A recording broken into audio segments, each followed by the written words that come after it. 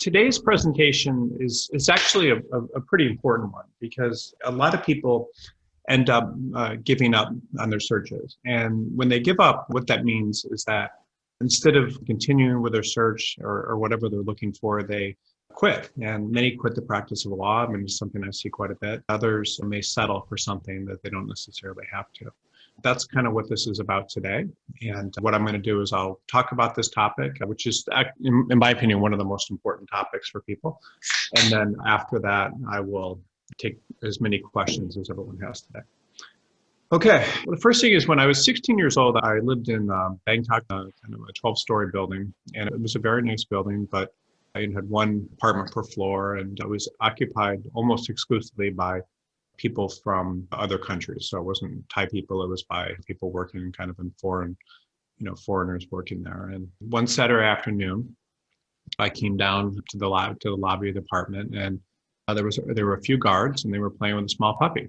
And the puppy was going up to everyone and trying to make friends. I started playing with the puppy too, and there was no sign of a mother or anything around. And I took him to my apartment and gave him some milk, and he was very excited, and he was too excited to actually eat. And then all he wanted to do was play and get close to me and so forth. I think he thought, even as a puppy, that I was adopting him and that he found a new home.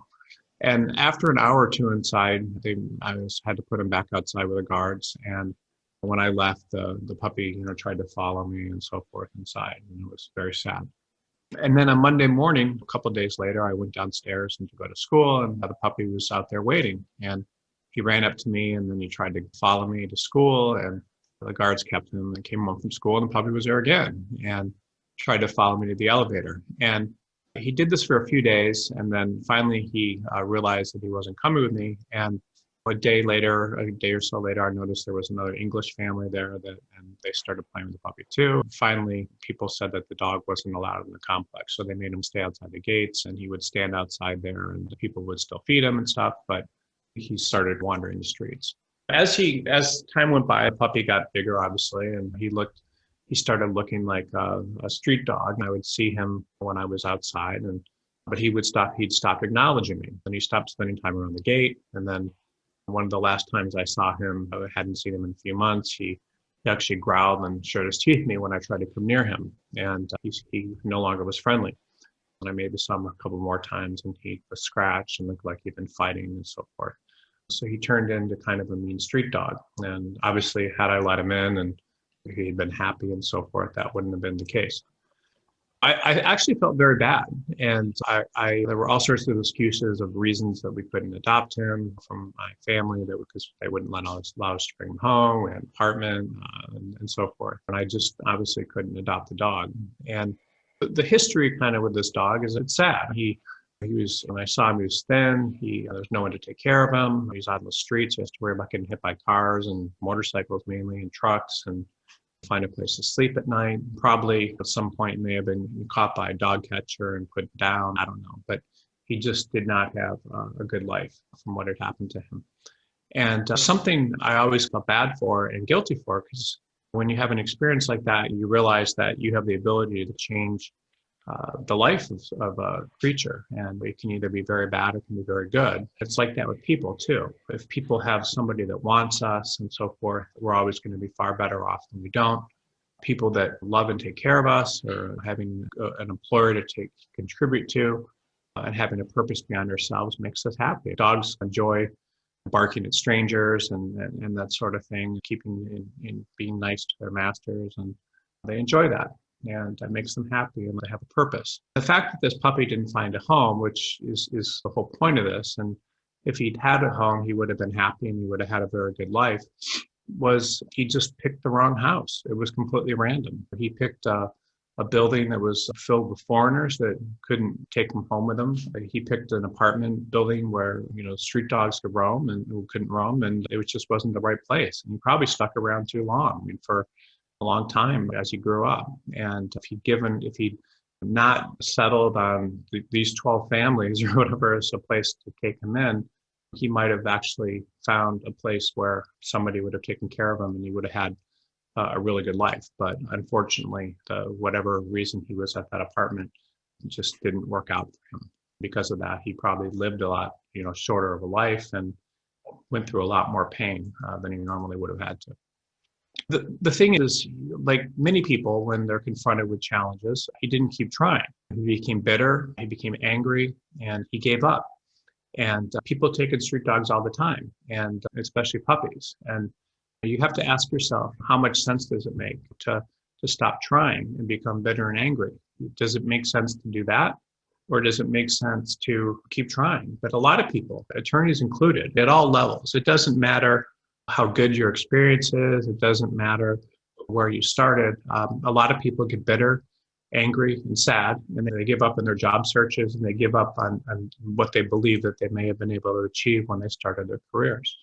Personally, I could tell from this from this puppy's body language, when he started to give up. He would run to me, but he wouldn't run like in an excited way. Like initially, like when he thought I was going to take him back upstairs and stuff, he would be very excited. But then he would slow down as time went by, and he realized he would sulk outside the gates and look very sad. I think he was realizing very slowly that he wouldn't have a home. And first, he tried very hard. He didn't give up, and he tried. And when he realized that wasn't working with me, he tried with other people and with the guards and stuff in the building. And then he stopped trying and became sad.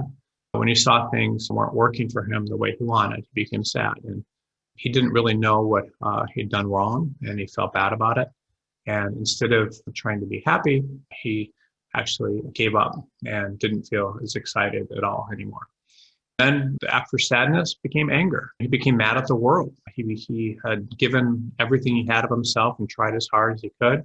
But when it didn't work for him, he became angry. And he was angry at me, like he growled at me. And he became angry at the people that had formerly rejected him. And so when you think about it, like everyone has a need to contribute. And that need is, we need to find acceptance. And attorneys that are seeking jobs have a need to contribute. And they need to find people that they can work with, find people that will accept them and help support them as well, and that they can contribute to. And the puppy's no different than a child who doesn't find acceptance in school. Kids that don't find acceptance in school and don't perform well there may perform poor academically, then they'll get in with the wrong kids, and pretty soon they may stop trying. Or other people become criminals. And this happens to a lot of people. People feel rejected and they rebel, and their lives go in different directions. I mean, I saw that certainly when I was young, about kids that given up academically and what happened to them. It's not a good situation for a lot of people. And when I began my career in this business, like working with attorneys, I quickly noticed that there were certain types of attorneys who had a difficult time in the position. You may be in that role right now, or if you're not, you may be in the future. I mean, hopefully not, but most attorneys at different points in their careers have a hard time finding a position, at least the kind of position that they want. And every attorney wants homes. Even young attorneys that are coming out of school or have just graduated from school may graduate in a bad market where it's very difficult to find jobs. People that are trying to work here from different countries may have a hard time finding jobs. Older attorneys that have too much experience may have a hard time finding jobs. If you're in the wrong practice area, in the wrong market, you may have a hard time finding jobs. It can be difficult. And getting a job gives you an identity, it gives you a paycheck and a group. Just a dog with a home gets an identity, and they get food, and they get a pack to hang out with, which are the people. And lots of people, when they lose jobs, I mean, they feel, why are they not getting the sort of acceptance their peers are getting? Or if they can't find a job, why aren't they, what's happening? Or why don't people, want to hire them? Or what's wrong? They may try and do everything they can to get a position, but the world is just not opening up as quickly as they want for them, or it may not open up at all. That can be devastating to people and very difficult. You may get sad, or you may get angry, but people react in different ways to these things. Early in my career, I would always come across attorneys in the course of my work that were, and I still do, but early in my career, when I would come across those attorneys having a difficult time finding a position, I would invite them into my office and talk to them. And in some cases, I would even fly them across the country to meet with me. If they weren't working, I would put them up in a hotel room for a night or two and work with them. And one of the reasons I did that is because I wanted to see what was wrong and what could be done, because most of them felt a tremendous amount of very upset about not getting a job. And it's very difficult. And Many times they had lost enthusiasm. And that's the worst thing, is when people lose enthusiasm. Like, that enthusiasm is what you need in order to get a position, and the ability not to give up, and the ability not to settle when the going gets rough, because people work into their, in the legal profession, into their 80s. And so the idea of giving up in your early 20s or mid 20s or late 20s or even 30s or 40s is insane when you think about it, because the people that win are the people that stay in the game. But in many cases, when I would meet these attorneys, I would find things that might turn off law firms. So I'm just going to go through some of those things right now, and then I'm going to talk a little bit more with a little more hope about what can be done. But I'm going to tell you about some of the things that law firms may not like, or that they were having problems with, and what was going on. So here are some reasons that attorneys typically don't get jobs. One reason is they lack a lot of self-confidence. And so if you walk into a law firm and you clearly lack self-confidence, a client that has a problem, regardless if it's a company or an individual, they need their attorney to be confident. The attorney needs to, come across as someone that can be an authority and take control and tell them what to do. And if they can't, then the law firms aren't going to like that. And that's just that's one reason. If you don't have self-confidence, you need to work on it. If you're a member of, or we have some, like stuff about self-confidence and self-hypnosis and stuff in there, and that you can download and can help you. But self-confidence is very important for attorneys. If you don't have it, or the law firm doesn't think you have it, then they're going to back away. And so you need to have self-confidence, and that needs to come across. And not for all positions. There's certainly certain types of positions where you may not need it. If people feel you can get pushed around, that means that the other side's going to be able to push you around, and because every attorney is typically adverse to someone else, and whether it's in a negotiation or a litigation. So you just need to have the ability to stick up for yourself. And that's a big reason that people don't get jobs. Other people are just very nerdy. Now, there's nothing wrong with being nerdy. I mean, frankly, almost every attorney is a nerd to some extent. But law firms definitely like smart people. But you need to come across as having some social skills to some extent.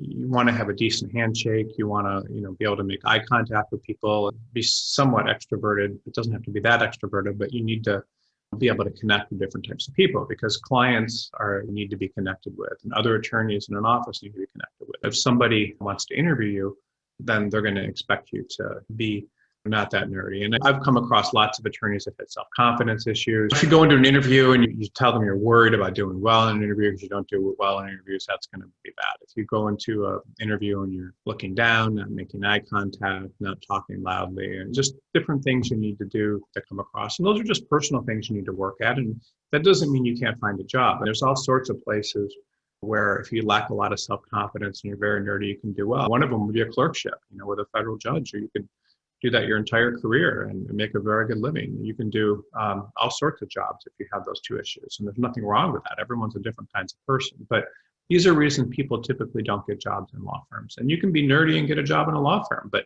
there's people that will work only with one attorney, and they won't go to court, and they'll do all the writing, and they won't. There's just different types of jobs for different types of people. But I'm just talking about the main reasons people aren't getting jobs.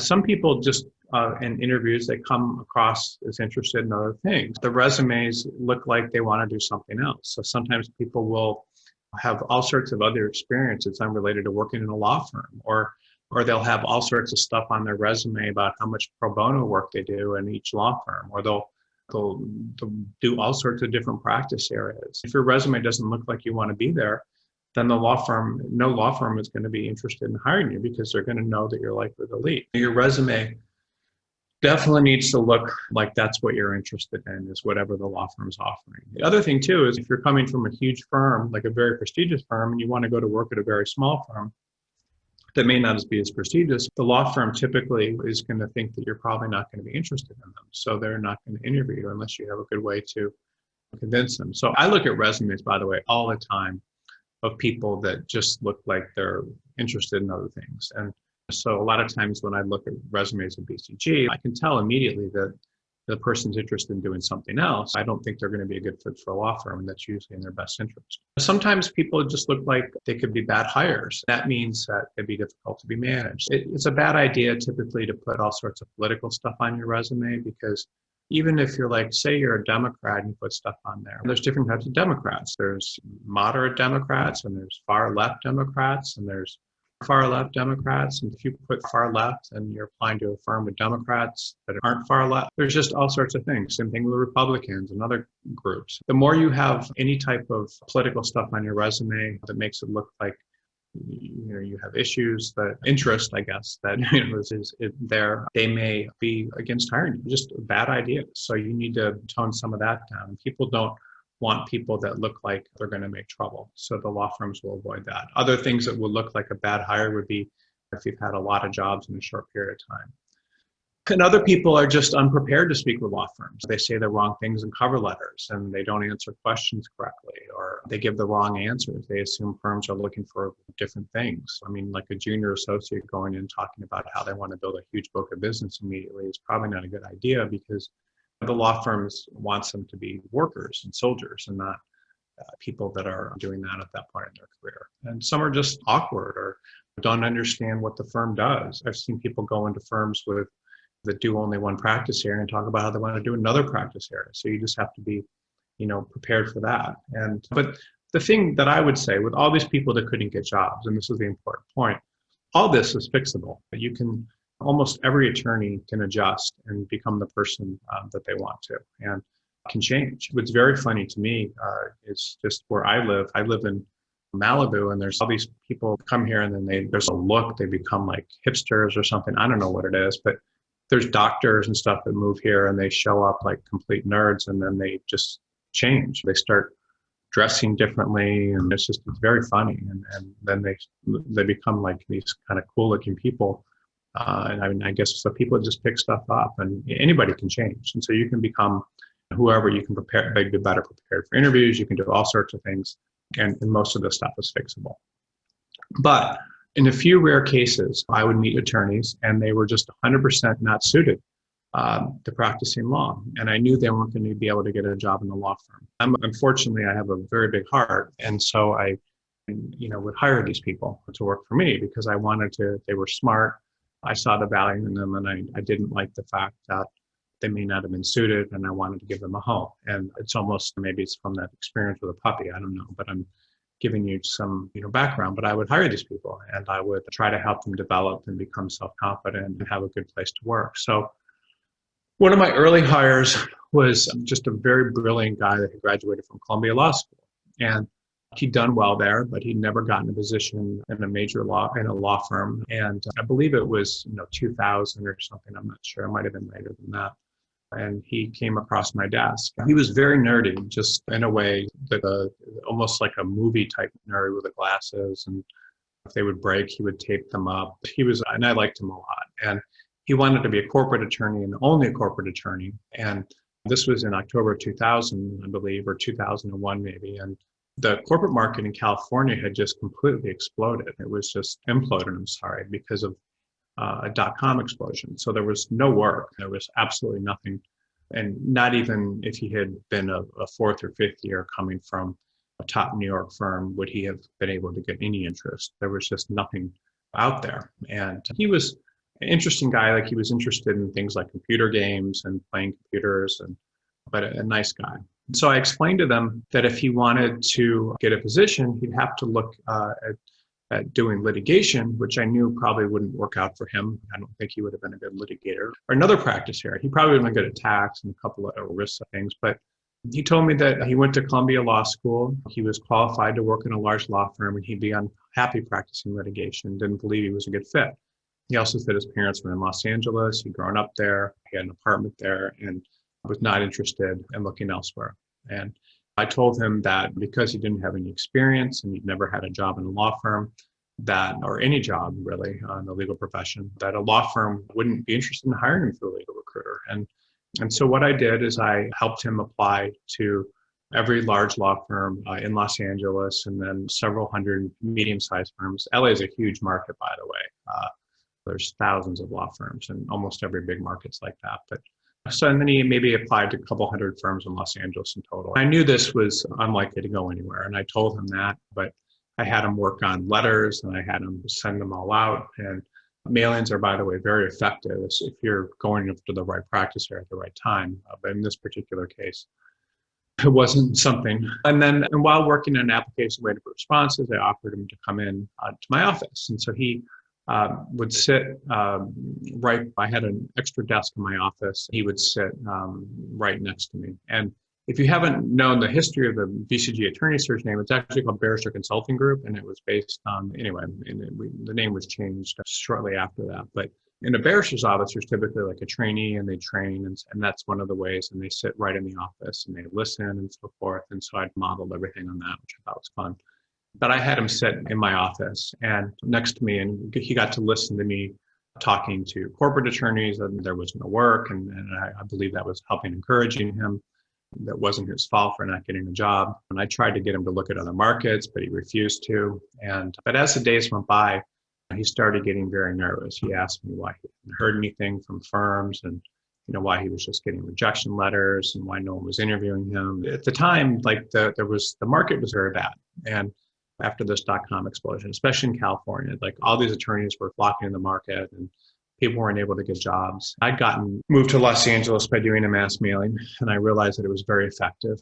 So I started a company that actually did nothing but help people send out letters. And it grew into very quickly, and it became pretty soon there were 20, 30 people working there. And we had to set up all these computers, and we built computers and lots of printers, high-speed printers, and we're working with a lot of data and finding people were doing research. He had an interest in programming, so we had databases to program. And so within a year or so, he was making over $120,000 a year, which 20 years ago was very good money. It was a lot of money, as much as law firms were paying. But he wasn't happy, even though he was doing a good job in his career. He was actually having a career working with me. He knew that he'd been sort of hired out of sympathy, that I wanted to help him.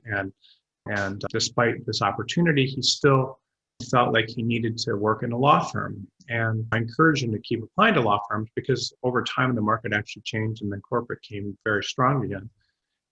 But I think being rejected after being Phi Beta Kappa and all this stuff from a major college and going to Columbia Law School and then not being able to get a job was just too much. He was upset. I think all this rejection from these letters from firms that couldn't imagine even a Columbia Law School person working at them was just too much for him. And he had just given up. But he just felt this need to be around law firms. And so what he did is he started moonlighting, building computers for law firms and helping doing networking in the computers and so forth. And I think part of him, I don't know why it was law firms that he was doing these jobs for, but I think he might have done work for one law firm somehow that he met through someone, and then they referred other law firms. And I almost felt that he had this fantasy that one of these law firms was going to appreciate the computer work he was doing so much, and they were going to offer him a job. And so he started spending all his time as an attorney, not what they were hiring him for, the computer stuff. And then so he started doing all this work for these law firms. Then he started showing up at the office at noon. And then pretty soon he'd start arriving at 2 in the afternoon. And then pretty soon it was 5 in the afternoon.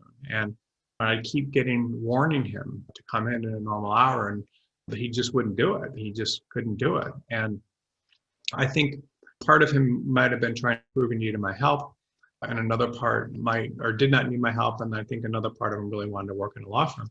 And eventually I let him go. And I was like, I just can't, I can't rely on you if you're not even going to be here by 5 or 6 or after I go home. And then I felt sorry, and I actually called him up and I said, why don't you come back and we'll talk about it and be here at 2 or something. And then he showed up late at 2:30, and I was like, this is ridiculous. But the thing is, what I want to bring up with him that I think is important is he just wasn't happy. I think when he realized he wasn't going to have a home in a law firm, he started going downhill. I could see it. He wasn't himself. And when he started working for me, even though he had this kind of hope that he was going to work in a law firm, and he'd start coming in these suits from Sears, which didn't look great, but it was nice. And because he was the only person in our office wearing a suit. And then he just started letting himself go. He became very thin, his skin broke out, and he was nervous. And this is over a period of maybe 4 weeks or 6 weeks when all this happened. The other thing that was interesting is during that time, before I figured out how good he was with the computers, all this sort of thing, I tried to give him some legal work. And And it wasn't very sophisticated legal work. It might have been like contracts with law firms or something. I don't remember. But he was so excited. He would just beam when he was doing this work, and it was what he wanted to do. And then he kept asking for legal work, but I didn't have anything for him to do.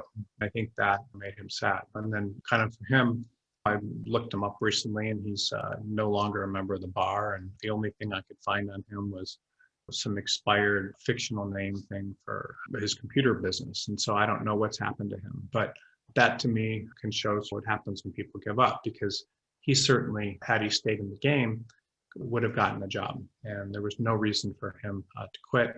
He was able to make money working for me, but he should have not taken the rejection that he had so seriously and kept going. It wasn't his fault. He was trying to get a job in the wrong practice area for one, the wrong time. And also he wasn't willing to look at other practice areas, all sorts of things he could have done. He could have gone back to school for an LLM in tax. If he wanted to do that, he could have applied to other markets and he would have gotten a job.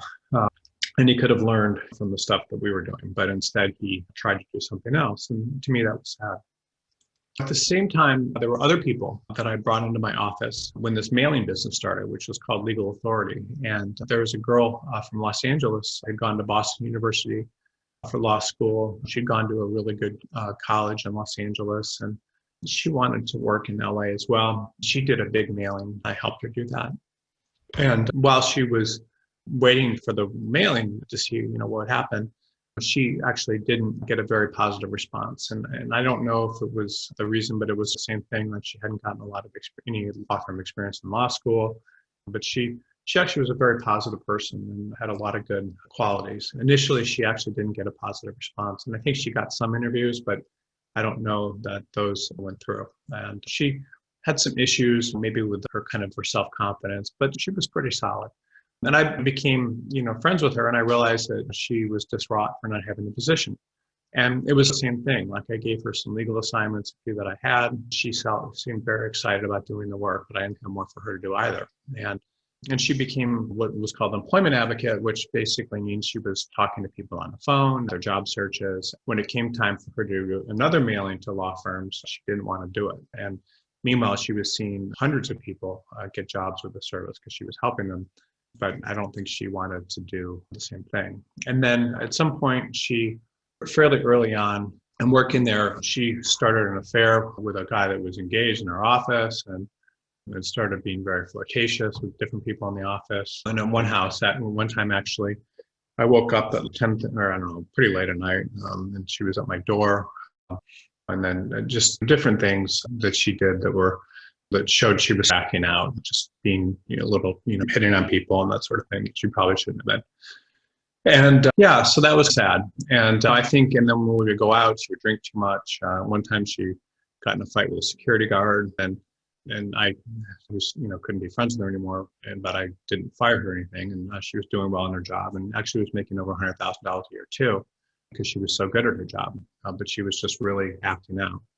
And eventually, I think this downward spiral just continued. About a year after starting, she apparently had started using crystal meth and would work for days and then sleep for days, and started dating a tattooed gang member that would show up in our lobby sometimes during the workday, and I'd have to ask him to leave, but that wasn't good. And when we wasn't allowed to do that, he was staring outside our office. The second I heard about her, that she was using this drug and so forth, I had her supervisor let her go. And the boyfriend started threatening some of our employees in the company that he thought she'd slept with. I don't know if they all did. It just wasn't a good situation. But the reason I bring all this up, her parents put her in rehab and she got better. And today she's actually a freelance makeup artist, married and happy, I believe. But the reason I think this story is so sad is because this person went off the rails. And I don't think that would have happened if she had gotten a job.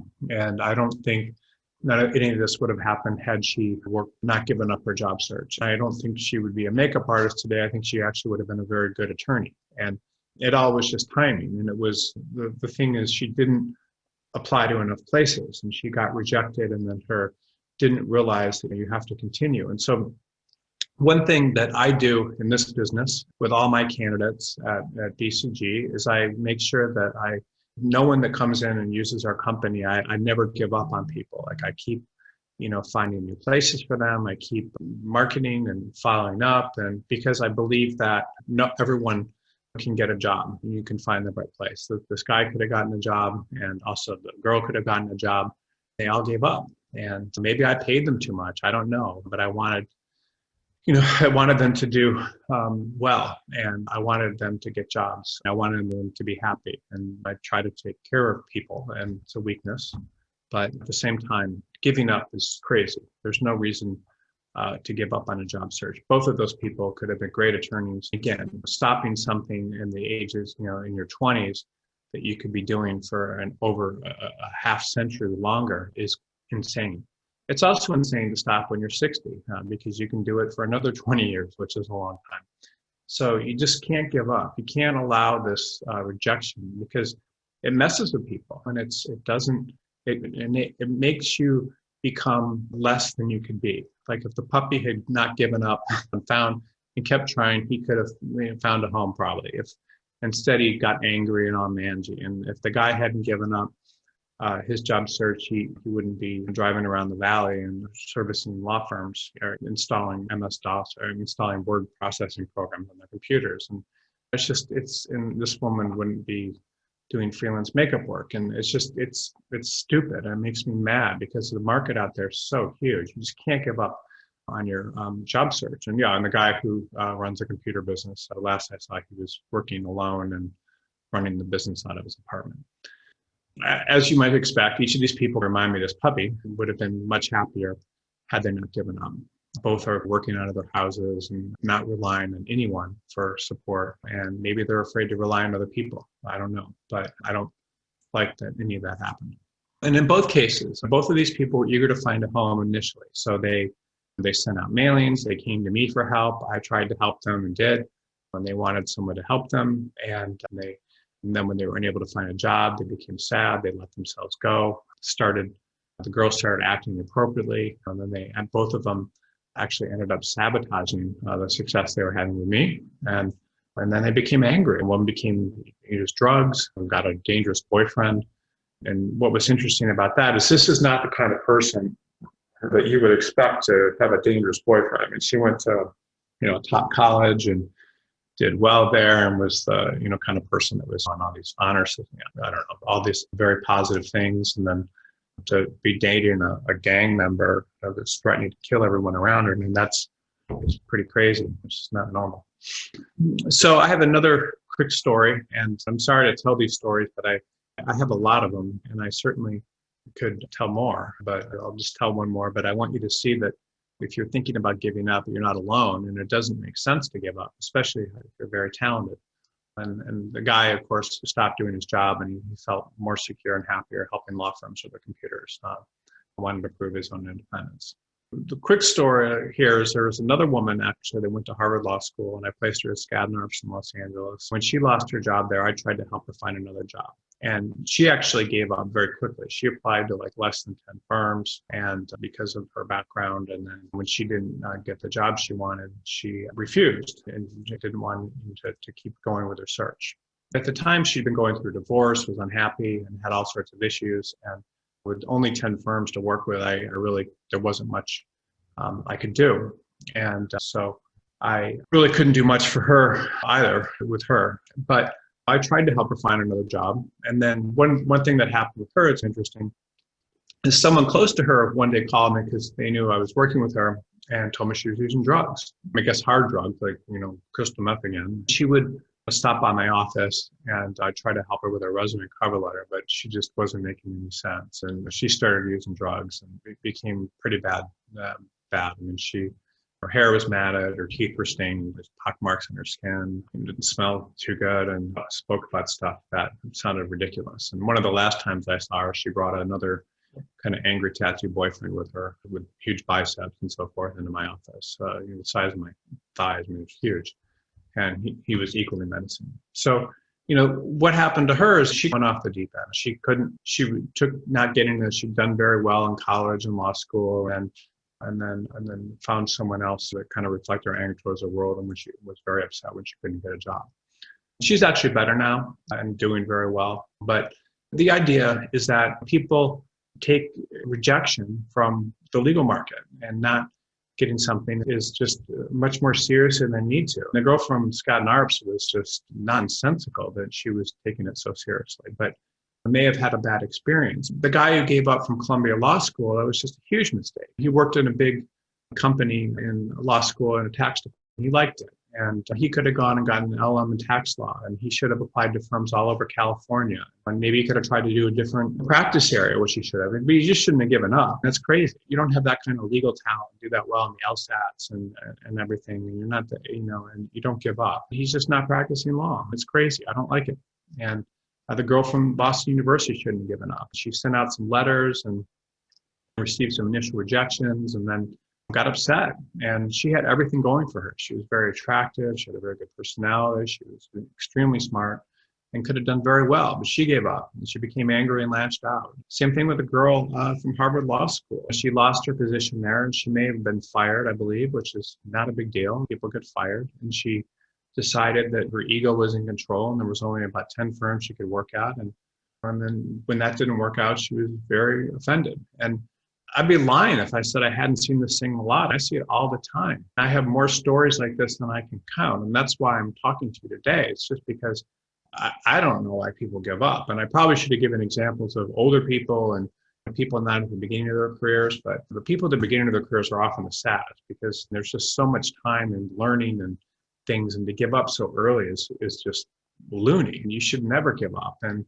there's people that I've, told that to, 15, 20 years ago, that have come back and said, thank you so much. I was about ready to give up. And I hope you don't give up. And you don't certainly have to come back and say thank you, but don't give up. It's crazy. It doesn't make sense. One attorney I hired to help and try to help, and this, I don't keep telling these stories, I'll tell you one more, I guess, was one of the youngest graduates in the history of UC Berkeley Law School. And he had a breakdown and wasn't able to get hired. And I tried to help him find a position when I could not. I hired him. He had a breakdown when he couldn't get hired. It was the same sort of thing. So I brought him in to work. Then I paid him a very good salary. And instead of appreciating this, he decided, well, I'm not working for a law firm, and it's not the same. And therefore, I can leave at 5 every day because I'm in-house and so forth. And I didn't. And he made some other mistakes that weren't good. And then when I let him go, he became very angry and started, posting things online and so forth. And then he resigned from the bar and started traveling the world and living in third world beach communities instead of trying to find another job. And it was the same thing. He had enthusiasm, then sadness and anger. And it was someone else that I tried to help get a job that didn't get one. And when he did a mailing, because he only wanted to do corporate and only wanted to do large law firms, and the timing might have been right. When I represent someone looking for a job, and obviously I don't represent a lot of people personally, the people that I do represent, you can do the same thing on your own, that you don't need me to represent you. What I do is I do everything I possibly can to give these people a job. I search every opening. I look at old openings. I find places that are interested in those types of attorneys on an ongoing basis. And it's exhausting. We just had a 3-day weekend, and I spent almost the entire weekend. I would get up at 5 and I worked all weekend working on lists and stuff for people, and just trying to make sure that I was exhausting the market. And if you're one of my candidates, I'm sure you got some stuff from me this weekend. So the point is, I do that all the time because I don't want people to not get a job. So I'm looking everywhere I possibly can. This morning, I sent an email and a text to everyone I'm working with.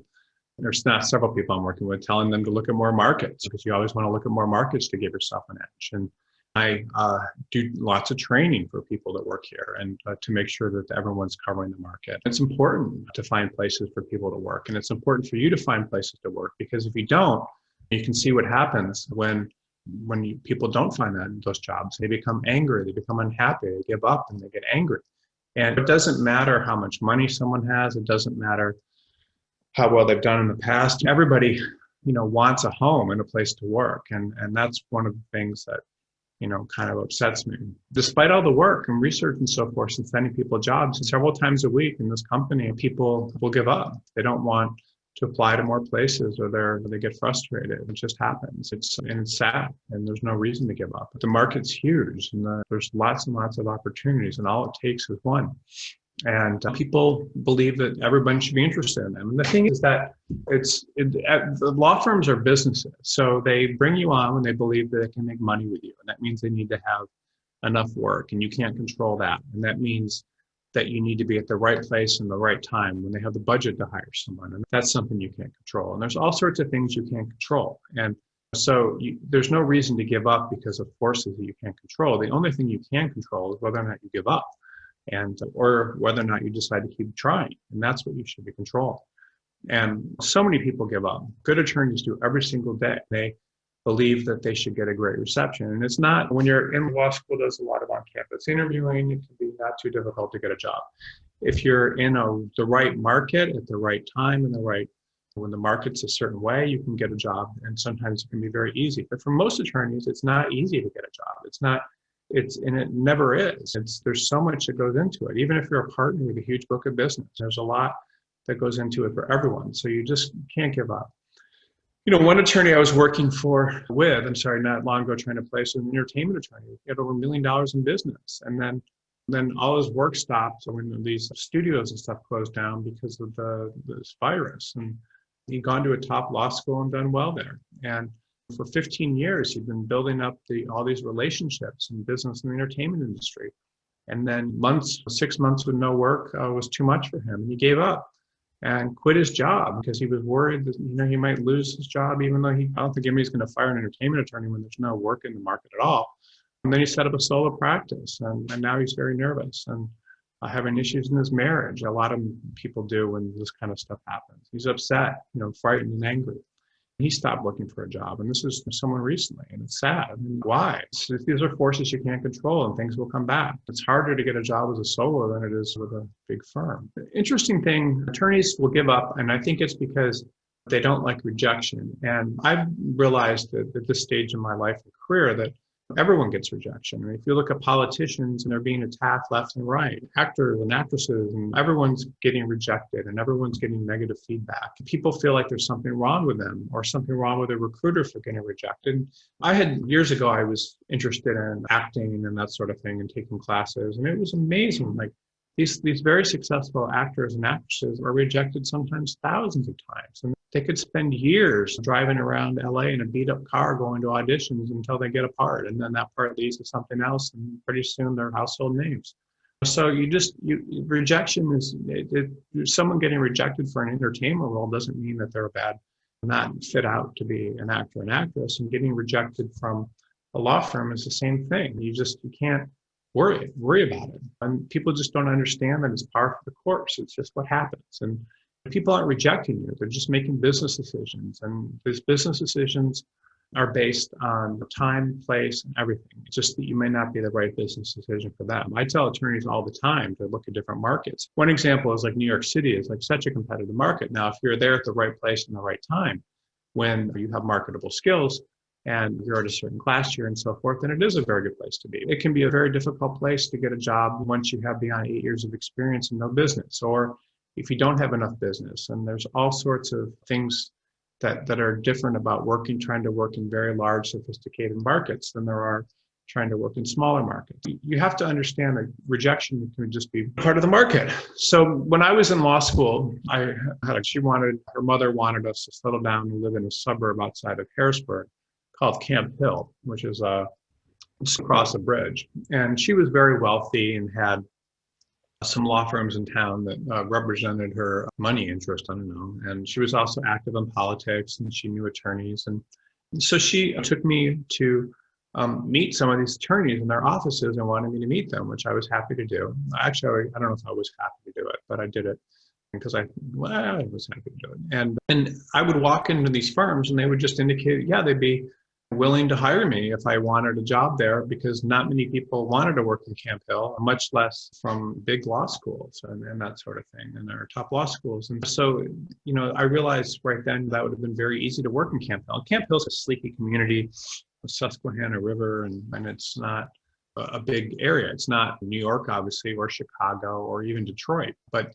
The point is, there were positions there. I was in law school when there was a bad recession. It was hard. It wasn't easy for everyone in my class to get jobs or interviews. And there were jobs in Camp Hill, and that was good to know. It wouldn't have been that hard to get a job there. And at the time, I was interested in working in Detroit because that's where I was from. And that market was hostile. The auto industry was not in good shape. There weren't a lot of jobs. There were a few good firms there, but they were not too enthusiastic about hiring people because they were laying people off. And the auto industry was in bad shape.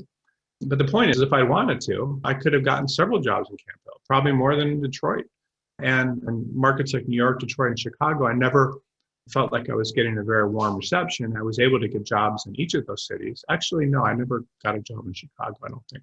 But I was able to get jobs in each of those cities, but I certainly wasn't made to feel like I could just walk into a firm there. And so for many attorneys, I think that the job market it can feel very discouraging and both in good and bad economies. And most attorneys would like employers to be receptive and welcoming, but that just is not something that happens. There's just so many factors that are at work. When I got out of law school, I did a clerkship and then during that year, the market completely changed. And then the next year was even better. And next year was even better than that. Instead of getting a few interviews in Detroit, I got tons of interviews and same thing in every market. So it's just a lot of it's timing and a lot of it's your practice area. It's the area of the country you're looking at, the economy, all sorts of things. At the time, Camp Hill was isolated. The firms I talked to, one of them represented a big hospital in town. The other did work for the city government. There's just work. So it's just a lot of it is also based on luck. So the puppy is a good example. That's luck. He chose the wrong apartment. So he was barking up the wrong tree. And he chose a building with 12 apartments and they were all occupied by people from foreign countries. And there's just a bad thing to choose. It's like choosing corporate law in the middle of a bad recession, like that attorney was doing years ago that worked for me. But instead he decided he wanted only one thing. And that hurt him, and it led him to being very rejected and not doing well. So you have to understand that just because you have great qualifications or experience or other positive things to offer an employer, it never means that they're going to be interested in hiring you. You just can't control that. I've worked with people with 8-figure books of business, several of them, which means that they have over $10 million books. I've worked with former Supreme Court clerks, several of them, at least 2 that I can think of in the recent past. Worked with hundreds, if not thousands of attorneys coming from the best law firms and schools. And I've never seen an attorney get an interview at every firm they applied to, if they applied to like more than 3 or 4. I've never, in fact, for most attorneys, interviews, they don't get interviews to the substantial majority of places that they apply to. It just doesn't work that way. If your qualifications are very good, law firms may even be thinking that you don't want to work there or that you wouldn't take them seriously. And if they're not good enough, that's another bar. It's just, there's so much that goes into it. I've made thousands of law firm placements. And in fact, our company, BCG, even in the bad economy right now, we're making more than one placement a day. I make placements almost every week of the year, and many weeks I make multiple placements, and I train people to make placements. I'm telling you this not to brag, because I'm certainly not bragging at all, but I'm telling you this to let you know that I have some understanding of people getting jobs and how it works. It's what I'm going to tell you right now. It may not be what you want to hear, but a lot of what happens is very random. There's just no way to predict who's going to hire you sometimes and what's going to happen. I've had data scientists in here. We have algorithms and stuff that try to predict things. And we've literally spent millions of dollars researching the job market and trying to give our candidates an edge. And it works. But the same thing is there's more randomness than not to what happens, meaning more than half the people that we get jobs for, law firms don't even have openings for those candidates, but they make them. So that's random. Some firms, there's so much randomness. Most people whose job is to get you a job, like recruiters, won't tell you this. They'll try to make you believe that they have these special connections and all this stuff, and they'll use that to try to convince you that they can place you. And people that call you on the phone will say that, or you'll hear that. And in most cases, what happens is those people will send you to a few firms, and then you'll never hear from them again, unless you get an interview. But that's how the market has traditionally worked. And the problem is everything is so random. I've seen cases where we're working with a firm, and You send them a couple people that look just phenomenal on paper, like they may have gone to Stanford Law School and they'd be working at a top firm, and that's the only firm they've ever worked at, and they have all these other great qualifications. And there's another person like them that's also competing, and then there's a third person that doesn't have qualifications that are half as good, and they get the interview and get hired. You don't know why people are making employment decisions. You just don't. You can't get inside people's minds. It's very difficult to do. But the point you need to understand is getting into most law firms is very difficult. Most law firms, for most jobs they have, receive a lot of applications. There's a lot of attorneys out there looking for jobs. It's always been that way. One example I can tell you, and I don't do this anymore. I've been in this business for so long that people actually used to fax their resume, if you can believe it. More people use fax machines than email. Scary. But the point is, when I would post a job sometimes on a job board, and the fax machine would literally be going 24 hours a day with just hundreds of applicants coming in for one job. And from that job board. And I realized when I started this business that there's just a lot of people out there looking for jobs. And so law firms are always getting lots and lots of applications.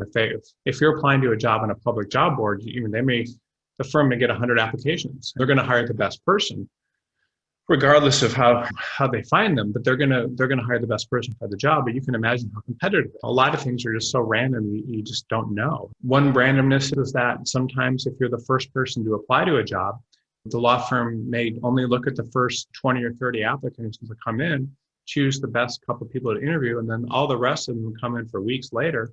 They don't even have the time to look at because they're interviewing the first people. And so that's random. There's just so much randomness that happens that you really can't predict it. The point is, it would have been much easier for me if I wanted to get several jobs in Camp Hill than it would have been for me to get a job in Detroit, where I was from. And even though Detroit was a large market, there was more going on in Camp Hill. So you just can never give up. You need to look at more markets, you need to look at different types of firm, and you need to make economics work for you, because eventually it will. Different markets go through different things at different points in time. And when there's a recession and when there's problems in the financial markets, New York is a horrible market. When there's problems in the energy market, then Texas is a horrible market.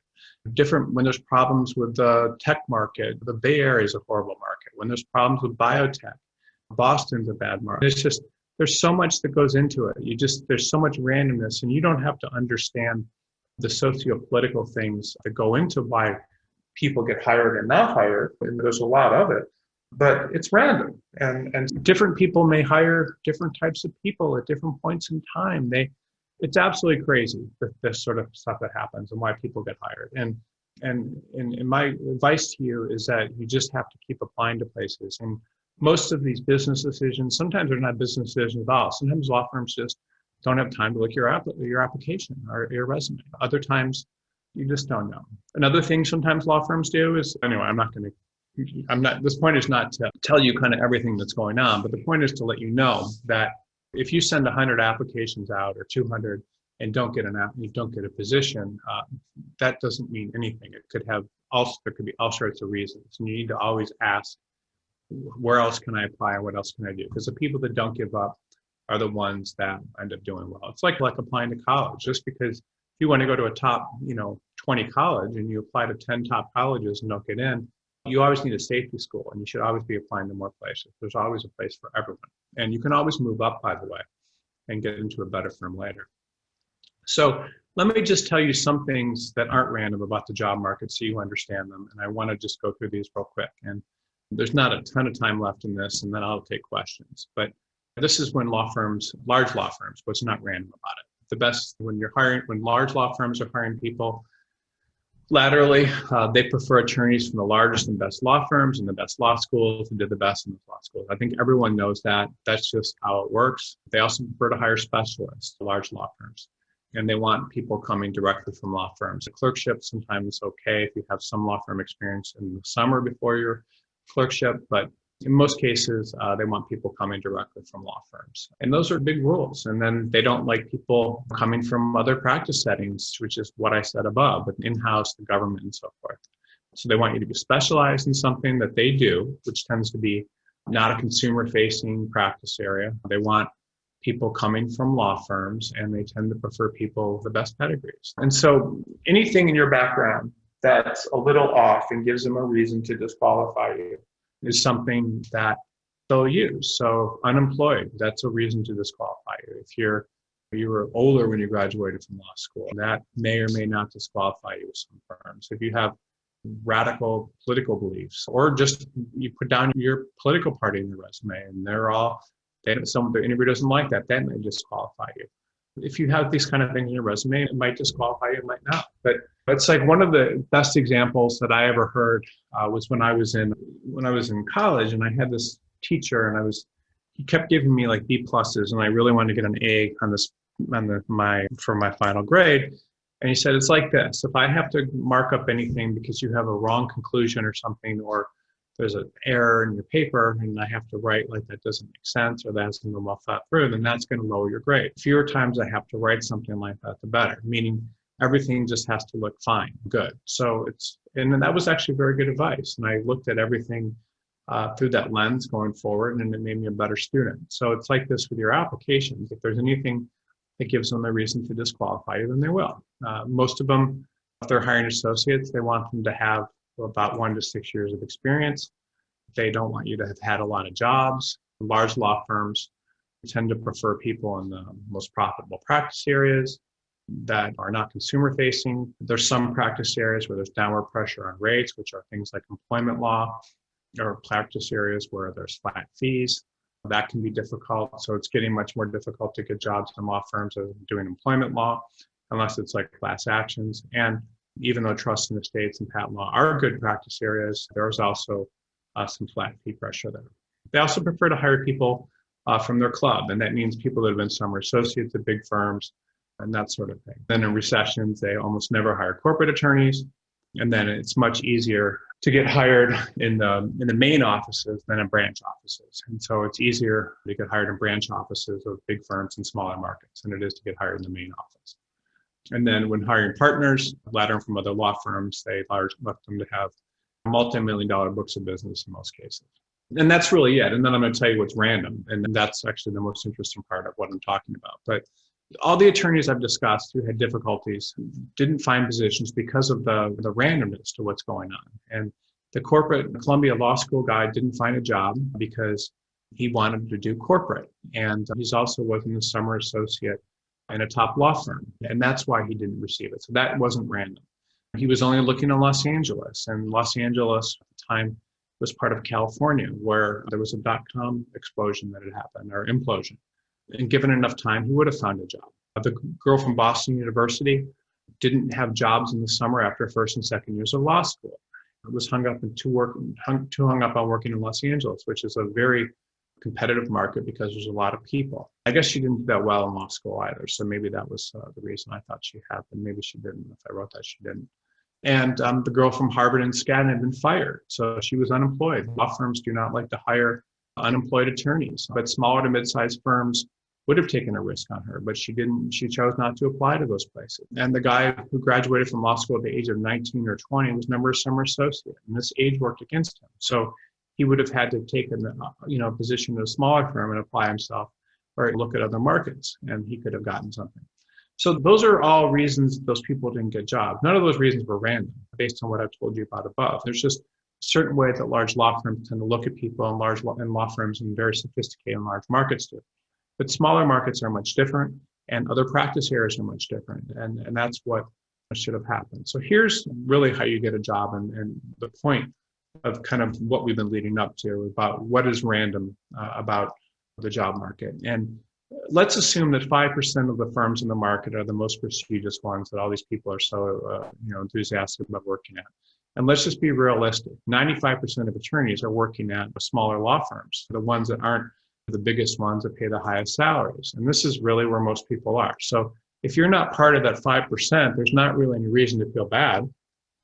You're just basically the other attorney. I certainly was not in the top 5% of athletes when I was in college or law school, or college or high school, and don't feel bad about it. And you don't need to either. So while there's a lot of predictability about how the largest law firms make decisions, it's so predictable that I could, recite it in my sleep. And I can tell you that If you don't come from a top law firm when you're trying to lateral in a big city, it's going to be difficult to get into a major law firm. I can tell you that if you don't have a certain amount of business and as a senior attorney, you're not okay. All these things are just very predictable and very easy. And it's so easy that people that aren't even attorneys or not in this business that are recruiters know, and they pride themselves in this ability to exclude people and tell them what you need to be in order to get into these law firms.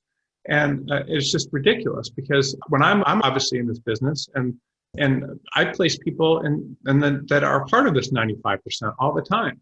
Every day we place people like this, and we place people that are part of the 5% as well. But again, 95% of attorneys are not part of this 5%.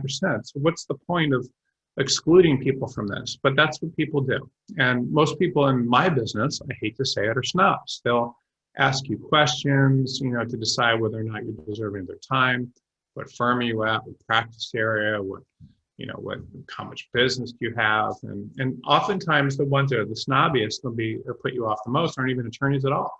And they take pride in their ability to separate kind of wheat from the chaff, like the people that they think are the best, meaning you're not part of this 5%. That's like asking like a high school runner if they can run a 4-minute mile. It's just ridiculous. They'll try to figure out how old you are. They'll ask you about your grades. Even sometimes people that don't know what they're doing will ask you about your grades when you're like 4 or 5 years out of school and you're working at a great firm. It's just absolutely ridiculous. And they have no patience with people that big law firms don't want. This is the news. 95% of the law firms are not these huge law firms. But they're smaller law firms where you can get a job. And frankly, the large law firms are great, and they certainly are my clients, but I don't think that the whole world revolves around these 5% of the law firms. It's just absolutely bizarre. So if our company, BCG, was like the typical legal recruiter out there, we certainly would not be busy. I work with all types of attorneys. Because of this randomness and because I know that different types of people appeal to different people, I do. And this is not a commercial, by the way. This is actually, I'm just trying to tell you about how to market yourself, because the odds are you're not working with us, and that's fine. You can get a job, but you have to realize the randomness of this. And we do well in all recessions. In most recessions, recruiting firms lay people off, or they shut down, or the people do other things in the business. It's just very important to understand that large law firms are just a very small component of what's going on in the market. And it shouldn't be what all you think about. There's small law firms that actually pay more than large law firms.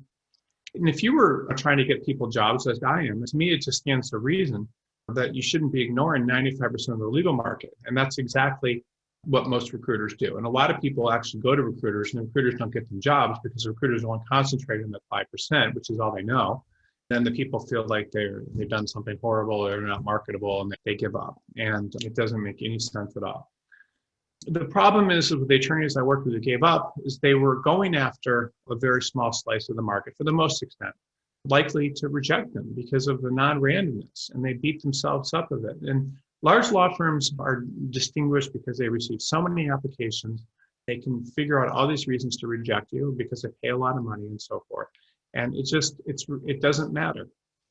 You have to realize that's not the whole market. When I was in high school, I had been to go to Harvard University, and not necessarily in, but I had generations of my family that went there. I had contact in the admissions office. You can't just get in. Harvard actually does, there's no back door, I don't think at all. But I was told that if I got certain SAT scores and achievement test scores, I'd have a good chance of getting in. And what does that mean? That probably means I would have better than a 50-50 shot, which for there is great. And I got the SAT scores I needed, but what happened is I took these achievement tests at the very last minute, and because I wanted to get as much learning as I could in school and before taking them, so I had to drive all the way across town. And on the way there, I got lost. I had to get over 650 in each one of them, and I think I got 620 on one, and I was like 30 minutes late. It was a Spanish one, and I would have gotten it. And so I didn't fit the mold of what I needed to get into that school. And I knew right then and there, after I took that first achievement test and I was 30 minutes late, that I wouldn't get into the school. Then I was upset about this, and because I figured maybe I'll try again. So then in my first year in Chicago, I applied to transfer. I was taking these classes in the sociological discipline I really liked. I told them that I really wanted to study this at Harvard. And the school called up one of my professors that I was taking this class from and spoke to them about my interest. Then they started talking to the professor, and then the professor decided that they were going to create my own major for me if I wanted to do that. So then I didn't get in because of that. The professor called me in his office and told him that he decided he was going to work on creating a major, which is funny. I was ordered again, but it was actually a good thing, and I'm actually very happy to got the education. And I did. And it was stupid to even try to do that. But the point I'm trying to make to you that I think is important is I kept trying. I had set that as a goal to go there. I kept trying, and it actually almost worked. It would have worked had my professor not designed a major, which was just absolutely unbelievable. I did get thwarted that way, but I ended up in a much better place, and I got more support in the school where I was very happy, in a great school. But just feeling sorry for yourself for not achieving something you set out to do and not getting it isn't a good solution. I ended up in a better place because I got more support, and who cares? It was a stupid thing to try to go someplace but I didn't give up. I kept trying. I think that it's important to keep trying, to never give up. And law firms, by the way, that serve smaller to mid-sized businesses or consumers have a lower billing rate than the largest law firms, and they simply do not have the same rules. They don't need to be so exclusionary for you. Largest law firms outside of the major markets are also much easier to get into. The biggest markets are the most exclusionary, and they can be. But it's only the largest and most mature markets where the firms have reasons to exclude attorneys for the most part.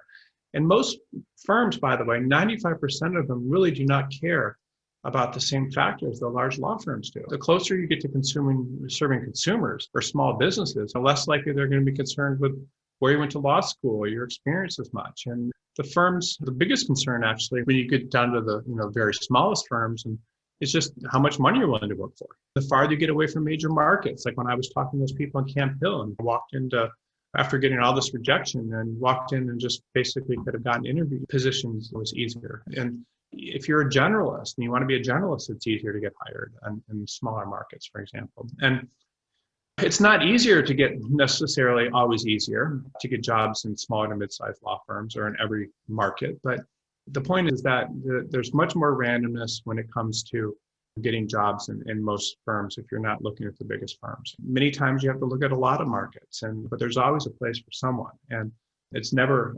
impossible. You can always find something if you look hard. A few years ago, I had an interesting experience of a trusted estates attorney contacted me, and he'd been a major partner at a big law firm in Washington, D.C., and he'd been fired from his job. And he'd been looking for a new position for a few years, and he couldn't find one. So he was basically working at home and servicing a few clients, didn't really have much business, and he was furious. He'd been applying to jobs on his own for a few years, and he hadn't gotten any interviews. I do presentations like this, and I've been doing them for a long time. I don't know, I wrote an article or something, and he sent me some very mean messages that kind of indicated, he might have been upset or something, and just that I'd offered hope maybe where there was no hope, and that sort of thing. And so I called him on the phone. I talked to him. Usually when people send me messages, they're actually not that mad. They're just frustrated and they're behind a computer and that sort of thing. And so I called him, and he was actually a very nice guy. And I explained to him that let's look at other markets. You can't just look at Washington, D.C. And I told him that I would help him get him a job. And I must have sent him to over 400 firms. And I sent him out through BCG, like as a recruiter. And he got interviews in a lot of places, at least 10. I mean, he got interviews in North Dakota, which was booming at the time because of all the fracking. And the first several jobs he interviewed for, he didn't get because he was still angry. And he would a lot of times, I guess he would bring up why he'd lost his position. And then sometimes he'd been a partner, so he was making a lot of money at this firm, and they'd ask him about his former firm, they'd ask him about money, and he would talk about how much he was making, and the small firms didn't like that. But after several rejections, he started getting callbacks, and then he eventually did get a job, and he found a firm. And this is someone that just looking at more markets and so forth was able to get a job. And he learned from the rejection, he readjusted, and he came back and he listened to me for more help. He took interview advice, and he eventually got a position. And he's been doing well at his last firm. He's been there for several years. And so this can happen to you. It can happen to anyone. It's not that hard to change and to get something and to keep going. And this guy was angry and almost given up. He'd been having family problems and emotional problems when I met him. He had kids, and he wasn't doing as well as he wanted. And so he just picked himself up and started. And he actually got a job, I think, interviews with very big firms as well, not just small firms. And what happened, I just want to make sure you guys understand. This is someone that was in a position that was very senior and had given up. And after a few years of being unemployed, and he'd given up, all he did was decided he would look at a lot of places, and it worked, and he found something. And this is what you can do too at any point in your career, whether it's now or later. I'm just going to wrap up this real quick, and then I'm going to take questions after a quick break. We'll take a few minute break because I haven't been talking for a while. But then I'll answer as many questions as everyone has for as long as you guys want. But my concern, though, is I don't like it when people give up. You don't need to quit. There's a home for you, but you just need to keep trying. And I certainly had no business going to Harvard. And probably it's crappy that legacies and stuff get advantages, but getting a 50% look at or whatever, having your odds improved a little isn't that bad, I guess. And when I didn't meet their cutoff, I didn't give up, and it almost worked when I tried again. And the point is, just because large law firms don't open up for you, what happens is if you keep trying, then you can get into where you want to go. And if you don't get into where you want to go, maybe just the fight and the lessons you get from the fight are going to be helpful. And sometimes you may not be ready for the best. I know one attorney that is a very successful attorney right now. He came out of a good law school and then failed the bar. Not only did he fail the bar, but he didn't have a job when he graduated from law school because he hadn't gotten an offer as a summer associate. And so imagine how this guy felt. He started out at a very small firm and moved to a bigger firm and a bigger firm and a bigger firm. And now he is a partner and one of the most prestigious, I would say one of the top 10 prestigious firms in the country with a huge book of business and doing very well. And so regardless of what happens to you, you can do well. And you need to protect your legal career and do everything you can to not give up. If you're just starting, giving up is the dumbest thing you can do. If you're 20 years in or 30 years in, giving up is the dumbest thing you can do. You can do this for a long time. And just because you come up with resistance, all it means is you just need to change. And everyone's capable of changing. The idea that I told you about these doctors, it suddenly looked like these cool movie stars and stuff that show up all frumpy and in Malibu and then change themselves very quickly. I think anybody can change and be different. And I want to make one other point to you guys. On my desktop, I have a spreadsheet of all the interviews that I get every day. And in more than 50% of those cases of these interviews, I make placements at firms that don't even have openings. And it's the same thing with all of our recruiters. They're getting interviews every day at firms that don't have openings. And most of them are random. We just don't think that we don't know why they're happening. What'll happen is someone will see something in you and it just appeals to them and they decide to bring you in for an interview and hire you. Most placements are things that one wouldn't expect to happen. And as a final thing, we rank our candidates in our database. And 5 candidates, someone from a major firm with top credentials, class year, and a 1 typically would be more consumer related. 4 would be someone that's qualified to work in a major law firm, but maybe something's a little off. But the attorneys that get the most interviews in our system are 2s and 3s. They get a lot of interviews. Those are the ones that get the most interviews. And these are attorneys that are interested in 95% of the market that aren't the major firms. And 5s always get interviews, but if the market's right. But most of the activity is really from the 2s and the 3s, 95% of those firms. Finally, the only things I've left, let's say, and I'm done, are the best law schools, the best colleges, the best law firms comprise only a small percentage of the market. I would say 95% of the business of the law is going outside of the largest law firms. Those 95% will hire you if you persist in your search. They hire in response to business needs, not necessarily openings. And it's just a very simple equation and to find a job. And the worst mistake you can make really is just giving up. And most people are not reaching their potential because they're giving up. And frankly, I believe in you and I believe in everyone because especially if you've listened this far and you understand the lesson here and you can definitely do well. I also believe in my candidates. You should never stop trying. If you want to do this, you can, but you need to stay in the game. Okay, so I'm going to take a quick break for a few minutes to give everyone a little break because it's been a long presentation. And then when I come back, I will answer as many questions as everyone has. Thanks. Let's start with questions. Let me just see here, a couple of things here. Let's see here. Give me 1 second. Oops, sorry here. Sorry. Questions? Okay, so starting the questions. Yeah, so just ask as many questions as you guys possibly have, and I'll answer every question here today. And then if you have follow-up questions after I answer your question, I'll answer them as well. Okay, so the first one is you mentioned being older when graduating from law school, and I'll be 37 when I graduate next year.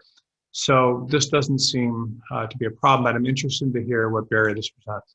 Yeah, I don't think 37 is too old. Certainly, graduate from law school older. People graduate in their 50s and all sorts of things. It tends to be a little bit easier, I think, to get a job when you're younger because older people will a lot of times not have the same enthusiasm as younger attorneys do. I remember when I was young, frequently staying in the office till midnight, many days a week, and that sort of, or later. And it doesn't really matter your age, and you can certainly get hired by firms. It's just firms have a mold that they hire from, and that tends to be, people that are in their 20s when they get out of law school and so forth. I don't think 37 is too old, and even 40 is not too old, but there is a bias towards younger people because younger people will tend to not question things as much and work harder but it just depends. I personally think a lot of times older people are better because they tend to be better students when they're in law school, and they can also take direction better and they understand where things are coming from. It kind of depends. But yeah, thanks for the question. Okay, let's see. Okay, this is a question that says, I'm a lawyer from Israel. I intend on moving to Connecticut to eventually become an attorney certified in the state of Connecticut. I was accepted to study an LLM at New Hampshire University, Drexel, and Yeshiva. I can apply and get accepted to an LLO program at UConn and to the global JD program at Drexel next year. I was told by a few people that it's very difficult to find a job as an attorney at a top-tier firm with only an LLM as a foreign lawyer, and I should not study an LLM at all. I want to be the most sought-after candidate and study an affordable law school. So I ask your friendly advice. What are top firms in Connecticut looking for in foreign candidates? Is an LLM enough? Would they seek out only a JD from Drexel? Will that impress them? Generally, to get a position, and there are rules for working in the U.S. if you come over from a foreign country. I don't know the states that you can be admitted in. I know that California, New York, you can be admitted with an LLM, so I would check out that. But typically, yes, you do want to get a JD from the best law school you can. Law firms will be most interested in hiring you from the highest ranked law school, not necessarily the highest ranked LLM program. It's very competitive for foreign attorneys to get jobs in the US because you're competing with US attorneys. And you can imagine this whole presentation was about how hard it can be to get a job for certain types of people and people giving up. So you typically do want to study, get a JD if you possibly can. If you do get an LLM, most people that get jobs as LLMs in the US typically will, if they do get jobs in the US, those jobs will be temporary for 1 year as a foreign legal consultant or something like that. And it tends to be much more difficult to get jobs as LLMs outside of major cities. But I would recommend getting a JD. If you get a JD, you'll be able to get competitive jobs in most places, and you should go to the best JD program you possibly can. Okay, let's see here. First, I always enjoy your articles and insights immensely. I always read the links you include. It's a great website and really makes me think. So you advise establishing a niche practice, and I couldn't agree with you more, but how can I do that? Plus, I'm 56. Do I have time left before I die? Thank you.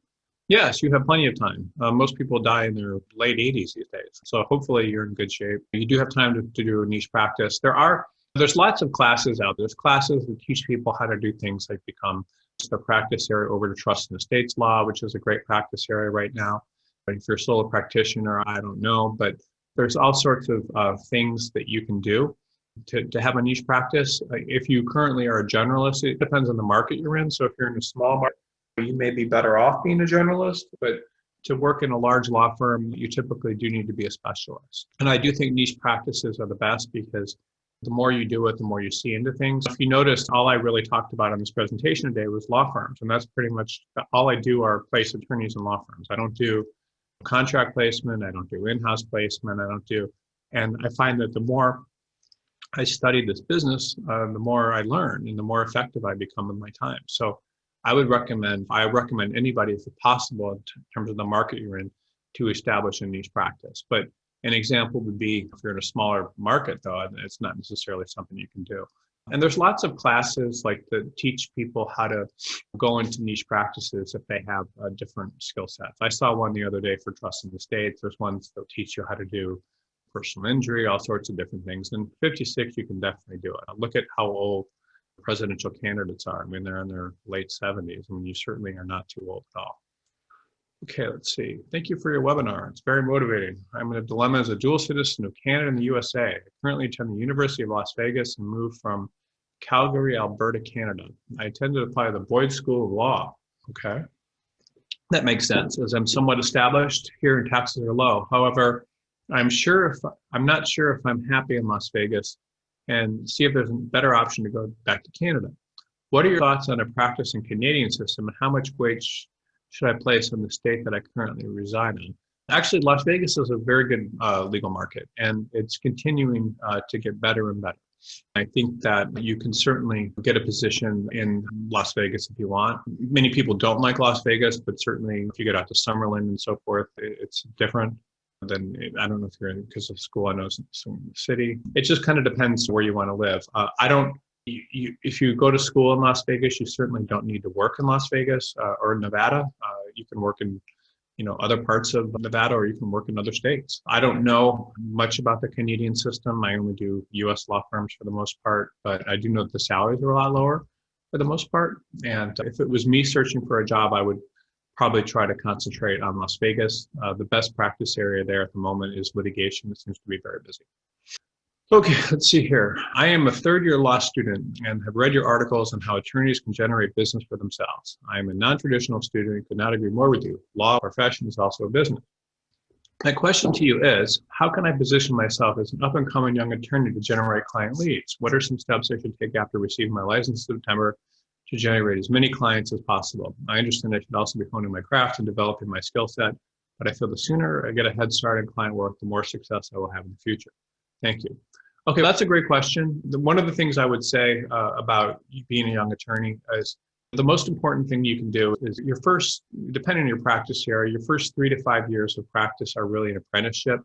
You really have no business. You can certainly take in clients and so forth, but the best way to really get clients in the future is going to be to establish relationships now. You should go to different events. You should find out what branch of law you're interested in. Go to places where there'd be clients. Start trying to make contact with people to the extent you might be interested in different areas of law, write articles or get seen, give talks, that sort of thing. But you really do need to concentrate on becoming a good attorney and learning what you're doing. One of the greatest things about your first job as an attorney is even if it didn't pay anything, it would be a good job because you're really getting taught by people how to practice law. And you really need to put yourself into being as valuable as you possibly can wherever you go and wherever you get a job. And the only other thing I would recommend is you never want to burn relationships when you're young, because you want to try to exit law school being very friendly and getting along with everyone. You also want to, when you meet new people, you want to they want them to have very good impressions on you. Working on making your personality very agreeable is important. Some of the most successful attorneys I know, and actually that I remember from law school, the largest books of business, all have like very agreeable personalities. They're very nice people, very likable, able to connect with people. So if you can work on that, I would think about that and what you can do to do that. And sometimes there's good courses too for that. And there's like Dale Carnegie is a pretty good course. People have taken that, and there's all sorts of kind of self-development things. But really the most important thing as a young attorney is to have good legal skills and to try to get into a practice area where you can see yourself developing business over the long term. Okay, let's see here. Harrison, what is your take on a new parent wanting to go in-house in order to gain some predictability in the work schedule? Any thoughts you have are much appreciated. Yeah, I think going in-house is a good idea for a new parent. The only problem with in-house is it tends not to be sometimes as stable as the law firm jobs, because when management changes and so forth inside of a company, a lot of times, or the company has business problems, the in-house attorneys can be affected. So I personally think law firms are the best. Some law firms will allow you to have a reduced schedule. Many of them will. And if you could do that to get more predictability, that would be good. Law firms do allow that with new parents. Not all of them do, but some of them do. You're probably going to have a lot more stability in the long run if you're able to stay in a law firm than you would in-house. But if it's a good in-house position, you think that there's predictability and you can see yourself doing that job long term, then I don't think there's anything wrong with it. And I think the big concern I would have is my long-term ability to support my family with that job. And that's just a question you need to ask yourself. And is the in-house job. Are you in a market where there's more in-house jobs if you go in-house? Because the only thing about going in-house is once you do go in-house, it can be much more difficult to get another in-house job if you lose that job in the future. And if you stay with a law firm, typically if you can build up a book of business and so forth, or become indispensable for some people that do have a good book of business, then you can stay there for a long time. So those are just things I would think about. I enjoyed your webinar. What range should an attorney make that brings in $75 million billable in the door and is a world go-to specialist in a niche industry? Well, that's pretty awesome. If you're bringing in $75 million in business, I don't know if this question is for real. It's a fun question. Typically, attorneys make about 1/3 of the revenue that they're generating for their firm. So it would depend on how much of that work you're doing yourself, how much. And I'm assuming that you're saying it's billable, so this is not personal. This is not plaintiff's work collections, but someone that's been billing $75 million in billable work would probably be making somewhere between $25 and $30 million a year, if that's true. But that's a very good book of business. So congratulations. Okay. And certainly if you ever want to talk about moving firms, I would be happy to talk to you. That's incredible. But yeah, I know of attorneys with 30 and 40. That's one of the largest books I've ever heard. Okay, Harrison, I read your columns with great attention and interest. There is something in them that appeals to my senses and emotions. I will try to keep this short. I was fired from my government job for what was described as substandard performance. I obviously do not agree with that assessment because I had tons of experience in my field, 13 years of prosecution, criminal experience. In a way, after bopping around with no direction, I've been practicing generic civil practice, personal injury, family law, the odds and ends that come in a small firm as an associate in December 2017 and not making very good money. I also have the very unusual job that you described, family with kids, house in an upper middle class suburb of Denver. Add to this, I'm 50 years old and believe that not too many employers are looking for individuals my age category. I've been unable to move anywhere career-wise, and the word to describe what I currently do in law is hatred. Okay, I have other skills. I'm a trained paramedic and firefighter who still works part-time in those fields. I do enjoy those occupations. However, I find myself stuck in a proverbial rock in a hard place. I went to a second-tier law school and did not graduate very high in my class.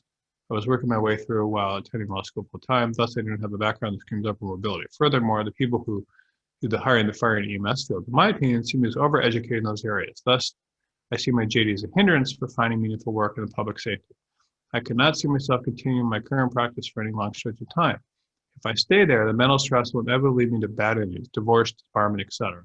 However, my opportunities to move are currently few and far between. Based upon your past experience dealing with individuals who may have been in similar predicaments, what is a good future move? Okay, so those are great questions. So I want to just kind of answer them one by one. The first thing is that if you're not enjoying what you're doing, you shouldn't continue with it. And if you see bad things happening in the future and it's just too mentally stressful, then it's probably not something you should continue doing. It's just not good. Sometimes a good solution when you're in that kind of situation is to take some time off and get perspective, because it's very difficult when you're in the middle of it. And I don't know if that's even a possibility. Also, I think if you were fired for substandard performance, there's nothing wrong with not enjoying a job, or even if you just don't enjoy it so much you don't do well, and there's nothing wrong with that. People have those issues all the time and don't like things. So if it was me, I think when you are interested in these other jobs like the EMS and so forth, you're not overeducated. So what people are concerned about, anytime you're applying for a job that may look beneath you, or that the people that are interviewing you may be beneath you, they're concerned about two things. The first thing they're concerned about is they're concerned about whether or not you can be managed.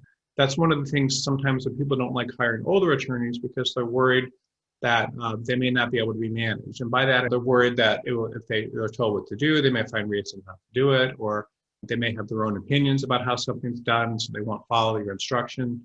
That's difficult. I run into that issue in our company all the time. As recruiters get older, they may be doing things and have habits that they developed 4 or 5 years ago or 10 years ago, and then when they need to change, they don't. And that's something that holds them back. Another thing that holds people back is the belief that they may not do the job long term. If you are interviewing for those jobs and people think you're not going to do it in the long term, then that's a problem too. You may do in the fire and EMS field. I'm sure there's people that do the EMS stuff privately, and then there's also companies that do it, cities and so forth. And so if it was me, I would really, and that's really what you want to do and your passion, I would try to get out there and see if you can do it. The other thing is there's other government offices you could work in doing what you're doing. It doesn't have to be the same sort of thing. And if you have a family, house, and kids and stuff, that's obviously not conducive to moving, but there's a lot of suburbs and so forth around Denver, and I would try to apply to as many of them as you could. If you're not happy with the type of firm you're with, you can also find another firm, but I don't know that the work's going to be much different. So you are in a difficult situation. You have been doing the work for a long time. I would ask myself, what it is you like about the work and what you don't, why there's things you don't like about it, and try to find a job where there's some things you do. But I would not give up on my dream of or going back to the EMS stuff. I think that is important, and I think you need to do what you like. It's really not, your time to be, sorry about that, to be doing something you don't like in the long run. It could be environmental, meaning there's just the firm you're at, or if the problem isn't environmental and it's not the type of work, then it needs to be, then you need, and it's just being an attorney is something you don't like, then that's a problem. But a lot of times, the only thing I would say is if you had too many bad experiences practicing law, you may just not have been in the right environment. And just because you're not doing well as a prosecutor or you're getting bad reviews doing that, doesn't mean you wouldn't be good at other types of things. But I'm very sorry about the mental stress. I know how that is. People that make the best moves typically will investigate a lot of different options and find something that is good for them. And then the biggest thing is then committing. But the whole point of my thing that in my presentation today was you do need to look at a lot of different options. And so the more things you look at, the more likely you are to find something you like. And you need to reach and find out what you've done best at in the past. So I hope that helps. And if you have any follow-up questions, I'm happy to answer them. And any other questions people have too. I'm still going through these questions, but any questions you guys have. Let's see. Hi, I read your post online regarding the 21 mistakes to avoid in the legal industry. It was great and very informative. I had one follow-up question. Since you're in the recruiting industry, I want to get your opinion on this. Do large law firms hire law students who have attended part-time? From what I understand, Big Law only hires cohorts of summer associates from full-time programs. For example, for myself, I work in compliance in an investment bank in New York. My goal is to attend law school part-time and then try to leverage my background and get into Big Law. Have you seen this happen? Do you think this is even possible? Many thanks for your time and feedback. I think that it depends on the part-time program. There's very good ones like at NYU or Georgetown and some other ones. But the problem with doing anything part-time is a lot of times you're not committed enough and the grades don't reflect a full-time performance and so forth. There are certainly legal jobs and a lot of legal jobs in compliance, but your objective, if you do go to law school, is to get into the best law firm you can initially, or maybe just to go back to your job in the bank. But if you want to work in a law firm, in a large law firm, then my advice would be to go full-time to law school and just take the jump. Lots of times people, and honestly, if you can do very well at a large law firm, a law school or a good law school, you're going to be, even though that may cost more, you're taking time off of work and you're losing income, it's actually worth it in the long run if it's a top law school because you'll make more. I know someone that got a scholarship to maybe a top 15 school and then a full ride and then had to pay full tuition at NYU, but he came out with a great job, and this is a family member of mine, is doing very well, whereas had he not done that, he might not have gotten a good job. The law school you go to is very, if you want to work in a big firm. Okay, but one other thing I would just say, sorry to just to follow up to your question, is if you do go to a major law school, if you do go to a night program, you can still get a really good job. None of this is to say you can't get a good job. If you go to a part-time program, you just typically want to do very well. And I've seen lots of resumes of people that have gone to small or night programs or part-time to law school and have wound up in major law firms. It certainly can be done. I just think it'd be very hard because you really need to put all your kind of brain energy and so forth into doing as well as you can in law school. And you don't want to, I wouldn't work while doing it, but that's my advice. Okay, thanks for taking the time to make these webinars. They're helpful. I'm a successful business owner of a pest control firm. I serve on the board of State Pest Management Association and have a highly technical degree in biblical languages from an undergraduate college. I've always dreamed of being a lawyer. In fact, I was on track to becoming a lawyer before I got interested in the Bible and got that degree. Can you answer a couple questions? If I do well at LSAT, my practice score is around a 160 and get a law degree, how marketable might a 48 to 49-year-old first-year lawyer be? How likely am I to find a firm that will pay $150,000 to start and accommodate my family needs for time off if I kill it on grades at a university? Thanks for your time. Appreciate any suggestions. If you have your own business right now doing pest control, I don't know. I mean, at your age, I would hesitate to go to law school just because there's probably a lot of stuff you understand about your pest control business that other people don't. That can be a very good business unless you feel like you could sell it, which you may want to do. So I don't know how I would approach my situation if I were you exactly with a pest control business, but I kind of would be hesitant to give up. If you got a 160 and you're all set in the practice, that's actually very good. You'll probably do much better in the real test and be able to get into a good law school. Getting a job that pays very well as a first-year lawyer is going to require you to spend a lot of time at work. It's going to be stressful. You could get a job coming out of law school in your 50s, and there's no reason you couldn't. But is that something that you'd want to do at your age? Sitting in an office for 10 to 12 hours a day isn't always the most fun. If you like the work, it could be, but you certainly will not have the sort of life you have now. And I don't know that would be the best interest. A lot of times too, if you did get interest in biblical languages instead of law school, you have to ask yourself why that interest you did that instead of law school. Maybe you weren't hungry enough back then. So maybe you're just a seeker and you like education. There's nothing wrong with that. But if it was me personally and I was in your situation, knowing what I know, and I don't know what other people in those colleges say, but I bet they would probably say stick with your pest control business, or that would be my advice. And you probably could find a firm that will pay you very well, but you're not going to get a lot of time off doing that. You're going to have to work very hard. Hope that helps. Let's see here. I just looked at your guide to bar reciprocity. I have a question. I'm a law professor in Colorado as a law professor. We can waive them because we're full-time law professors. I actively practice law and have for about 14 years. If I give up being a law professor, tempting at every faculty meeting, let's see, and then give up my bar card, then I give up my bar card. I'd like to see if I can be admitted on motion. Do you have any ideas about how am I given being a law professor in Colorado but still practice law in the state? I'm sorry, I can't answer that question. I have no idea. So I apologize. It's too technical for me right now. But no, I can't. I don't know how you would do that. But I would just contact the state bar and ask them. Okay, let's see here. I'm sorry I can't answer that question. I really would like to. What skills do trial lawyers have that translate into an in-house role? Might a company seek this type of legal leader? Yes. In-house companies have directors of litigation, especially the larger ones. Insurance companies all have in-house litigators. There's lots of in-house jobs litigators can do. It's just not as popular for litigators as it is for corporate attorneys. Any more questions anyone has, I'm happy to answer them all. So just keep asking them.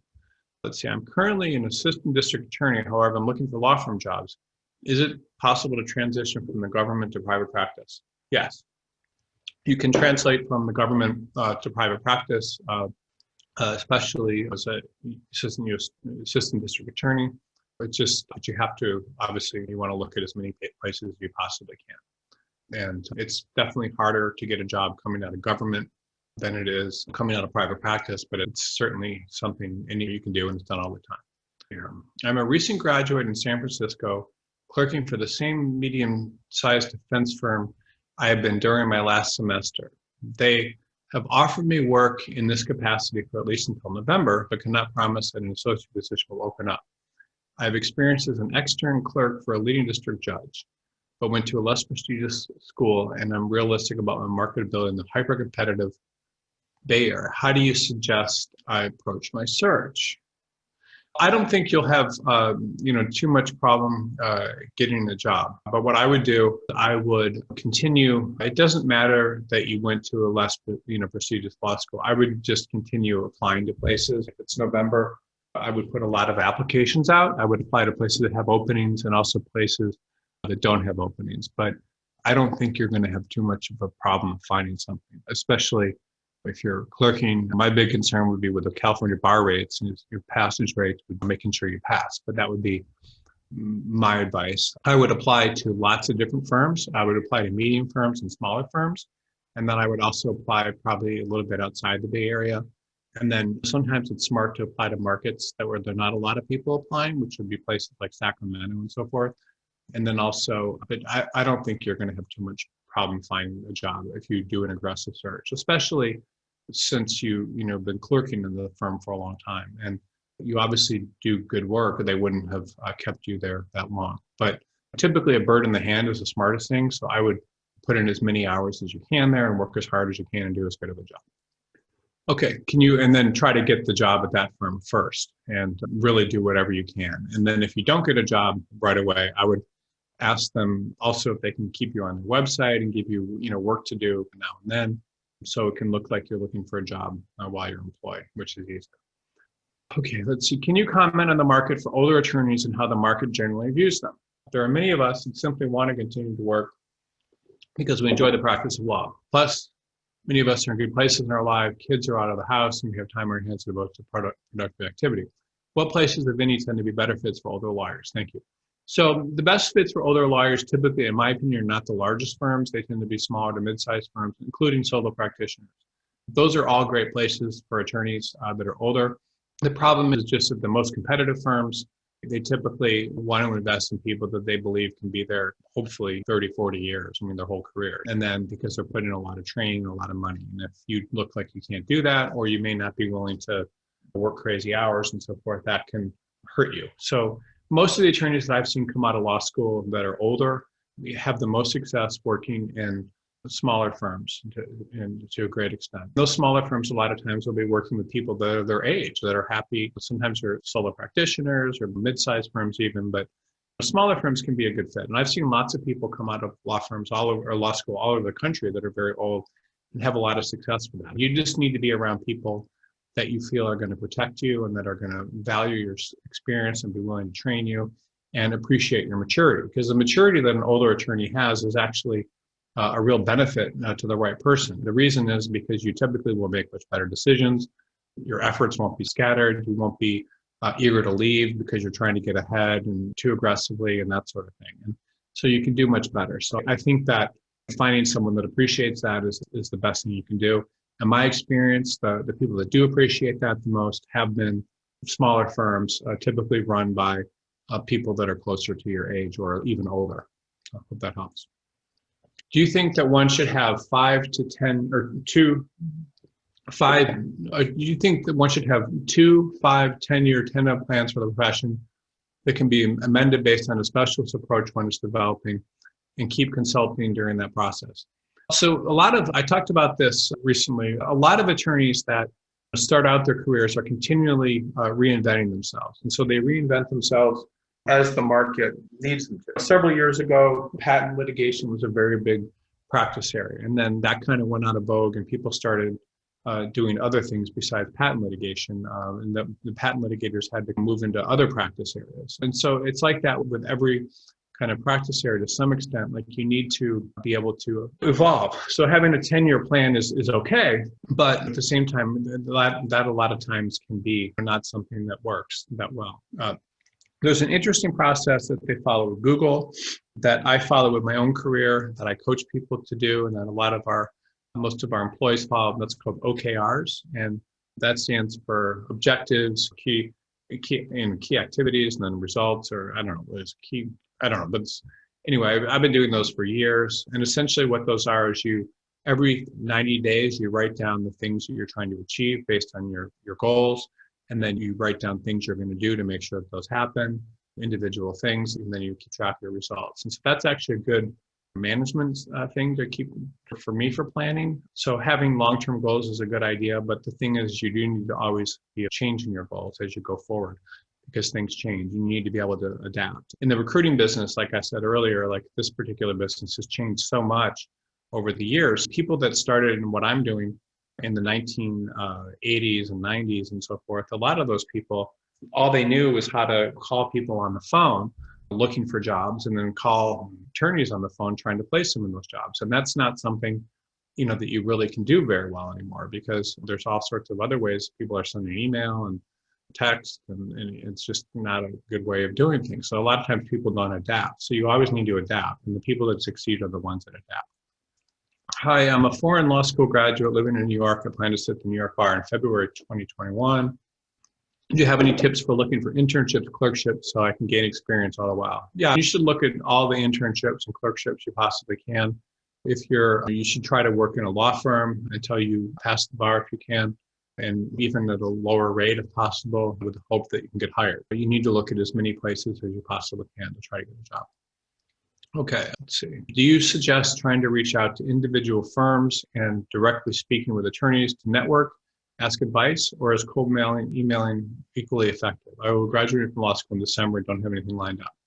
I think both approaches are very good, but I also think if you can network and ask advice and so forth, that's a much more effective tool than just cold mailing applications. The only thing that cold mailing applications has going for it is that it can actually help you reach a lot of places that you might not be able to call. But anytime you can call people, you can network, you can set up meetings with alumni from your school, any type of contacts that you may have are very effective. And that, when I was looking for a job in Detroit, like that was really, Detroit's considered to some extent a small town. And that was a very good way for me to network. Okay, Harrison, what questions should I ask an informational virtual meeting with an in-house counsel where there's already a vacancy in my primary practice group? Well, you want to ask what the person would do in that job, what the responsibilities are, what that person does, what the company does, all those sorts of questions. Anything you can to show an interest in the job and kind of what they're doing. I have a ton of interview articles that I've written on BCG. Also on my blog, Harrison Barnes, and you can look at that if you want. Okay, let's see. Yeah, any more questions? I only have a few more questions left. So if anybody has some more, I'm happy to answer them. Anything you can think of or that's bothering you. The questions are all anonymous. Questions you have, or if you have any follow-up questions. Also, you mentioned that once you go in-house, it's hard to transition to a law firm. Would you take an in-house job and continue looking for firms in the future? Would you just focus on firms? It would depend on me and you, depending on the in-house job you have. The problem is once you do go in-house, it dramatically makes it more difficult for you to get a job. But if you don't have a job at all, and all you have is an in-house job, then certainly you're better off employed than unemployed. I think law firms provide the best training, and I do think that they provide more stability if you learn how to play their game. But at the same time, you may actually be better off taking an in-house job. And I don't know your exact situation, but whatever, I hope that helps. Okay, let's see. This is a really great session. Do you have any tips on how to make your personality as agreeable as possible? I'm challenged in my in-house position with business clients who do not like being told about risk and take my risk assessments from me as being judgmental when I think I am just trying to advise on the risk. Yeah, that's difficult. That's one of the things about going in-house is that once people go in-house, then they typically are the bearer of bad news and so forth to people, and they try to help business people make more money and or not make mistakes. And so their job is really to advise them on things not to make mistakes, and that can be harmful.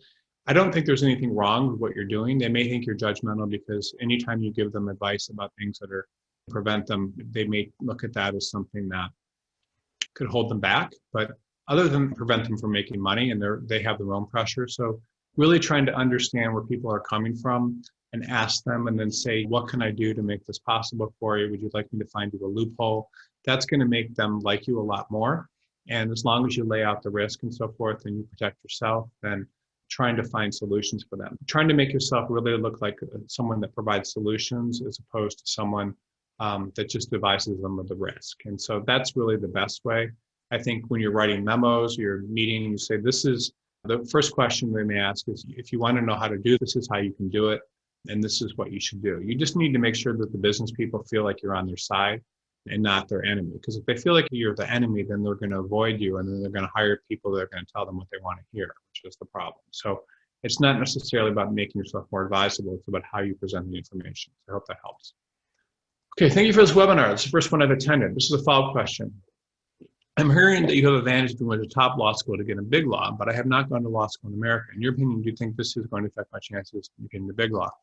Yes, it depends on what type of, if you haven't gone to law school in the United States, it will dramatically affect your chances of getting into big law, unless you have a practice area and experience that the law firms here cannot find.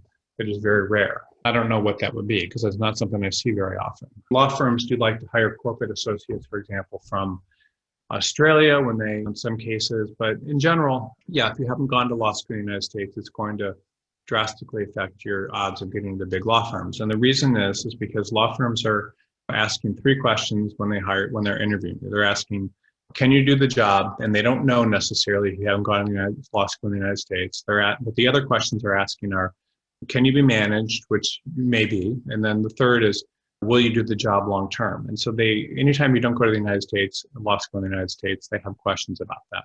And also the final thing is there's just a lot of other people that they can hire that did go to law school in the United States. So that's one thing they'd be worried about. Okay. Any more questions anyone has, I'm happy to answer. I've got two more. So this is almost over unless anyone has any more questions, but I'm happy to answer any more law school, any questions you guys have. Let's see here. I was a senior associate at a large law firm and was recently laid off. I've been looking for a new position, lateral or in-house, for the past few months, and it's been difficult. Would it be beneficial to do contract work in order to fill the gap in employment history? Well, recently, a lot of people have been laid off. So there's nothing necessarily wrong with getting laid off. What I don't like is I believe that if you've been laid off, instead of doing contract work where you're at, you need to prioritize your legal career and you need to look as many markets as you possibly can and as many firms as you possibly can. So being a senior associate, it becomes much more difficult because your income is higher and so forth. If you're in litigation, I would always try to do a clerkship, which is a great thing to do when there's issues. Contract work certainly is something you could do. And the problem is it just becomes much more difficult to transition back to a large law firm if you're showing that you're willing to work for much less money and in an in-house job or as a contract job. You really need to look at a lot of markets. If you were a senior associate in any large law firm, if you look at enough markets and enough firms, you'll be able to find something. But you need to prioritize your career. And wherever you're living and you may like it, my advice is to look at as many places as you possibly can.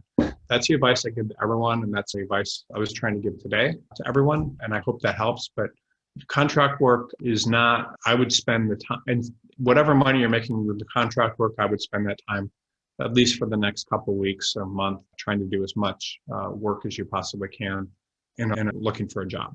That's what I would try to do if it was me. Okay, this question is, what do I need to know to make partner? There's articles in BCG about how to make partner in a law firm, but the most important thing is really just to learn everything you can and work as hard as you can. But if you review articles on the BCG website, there's a lot of information about how to make partner.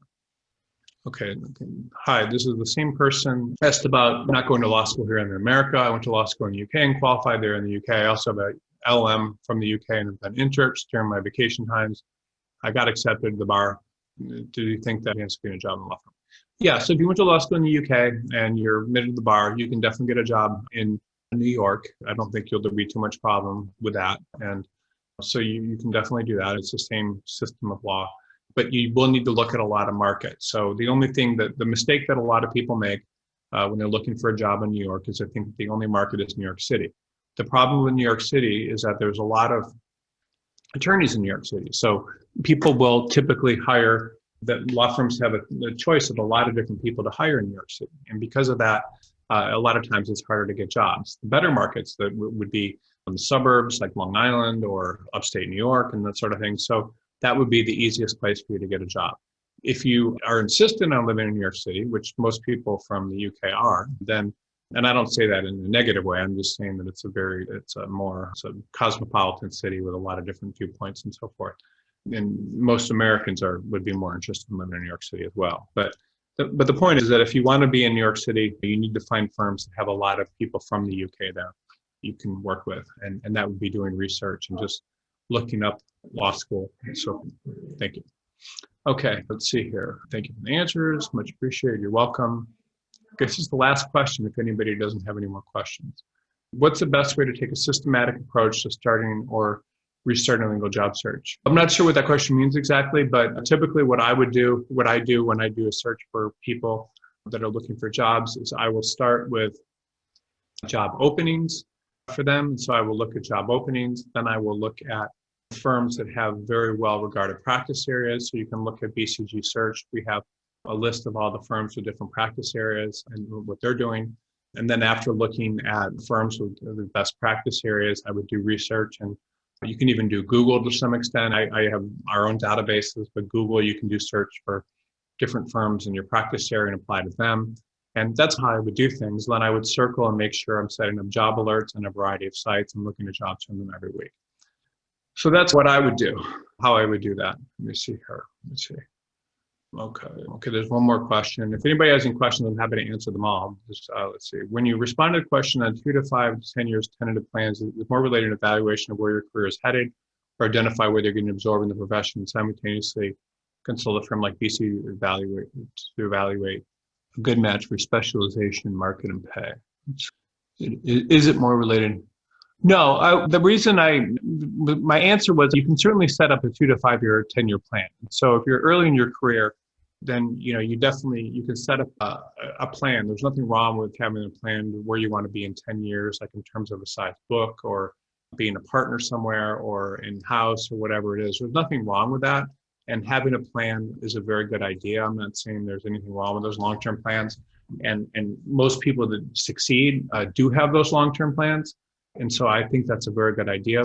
My reason for answering the way I did was what I meant is when you do write down those plans, you need to be prepared to change. So a lot of times people will say, I want to be an attorney in this practice area. And that practice area could have issues, or I want to be in this type of law firm, and that law firm may not be the best. So you always want to make sure that whatever you choose, that it can change, that you can allow things to change. So I like to do long-term goals, and I also like to do quarterly goals. And so quarterly goals, I use OKRs, but you can do them however you want, but you just need to make sure that your goals can change. And BCG can't. We don't really do that, but I am going to do for this program, I will do a presentation on goal setting in the near future. Okay. How do you handle several possible offers, such as having a few interviews, whether to accept the offer or wait for the one you want most, assuming you get multiple offers, of course? Okay, typically, if you get multiple offers, the thing you need to be aware of is you do want to take the offer from the place where you feel like you're going to have the most long-term success. Lots of people get multiple offers. The problem with anytime you wait to accept an offer too long, then there's a little bit of resentment, and the firm may think you don't want to be there. Once you do start getting offers, you need to be very careful of not giving too much time, because law firms are going to think that you're not their first choice. And a lot of times, if a law firm's waiting to make you an offer and says they're seeing what's going on, that typically means that they may have, not typically, but a portion of the time, it means that they made an offer to someone else. So they actually you may not be their first choice either. Okay, and there's articles on BCG about this too, your question. Okay, let's see here. Sorry, there's one more question. If anybody has any more, this is the last one, but if I have more, I'm happy to answer this one too, or any more questions. Okay, hi Harrison, I was recently laid off but have a conditional judicial law clerk offer starting this summer. Great. What kind of job would you recommend looking for to fill the gap here if I still want to have a law firm job after my clerkship? Okay, oh, I see. So you have the law clerk job next summer. Okay, if you have a law firm job next summer, you do need to get something on your resume. So that gives you a year. It's not actually the end of the world if you don't have something when you start. I would try to get a job in a law firm, a small law firm, or doing something. Or sometimes people will do things like they'll work for a professor in their law school, or if that's not possible, that's great. You got an offer, and it's too bad it took that long. You can do all sorts of things. The most important thing I would recommend, though, is to try to be productive in the legal profession during your time. Another thing you can do too, I hate to say this, but it may actually help you in the long run, is you could try to get some sort of LLM program even to put that on your resume, and that would look like you weren't laid off, and then you would fill the next 2 years, and it may be something related to your practice area. And those are the kind of things I would do. I would try to get something that looks strong on my resume. There's nothing wrong with being laid off, but if you can avoid looking laid off, that's what I would recommend. And that probably would help you more than having a layoff on your resume, would be my advice. And if not, I would go all out and try to find a job with the law firm right now if you can. That's another option. And you probably will be able to find something. You just have to be very aggressive. Okay, let's see here. And by the way, when you come out of a clerkship, it'll probably be much easier to get a job. I think the market will have been improved. And also litigation is heating up and becoming a very active practice area. So if you're coming out of something, then that should be helpful. Okay, let's see. I worked at a big law firm out of law school, been laid off, and then went in-house where I was also laid off due to a corporate merger. That's one of the things that stinks about going in-house, because that stuff happens. I need to do contract and solo work being 7 years out of law school. I cannot leave my market in a major Midwest city due to personal factors. I make enough to live, would like to return to either a law firm or going in-house. By working for myself in the current economy, I'm concerned about my prospects of becoming reemployed. What can I do to better my chances? So there's a lot of practice areas where people do not have a difficult time transitioning from a law firm to back to from transitioning back to a law firm. And they can even do it as a solo practitioner. So the most important thing you can do is try to develop a niche specialty. So I brought up like trust in estates as one.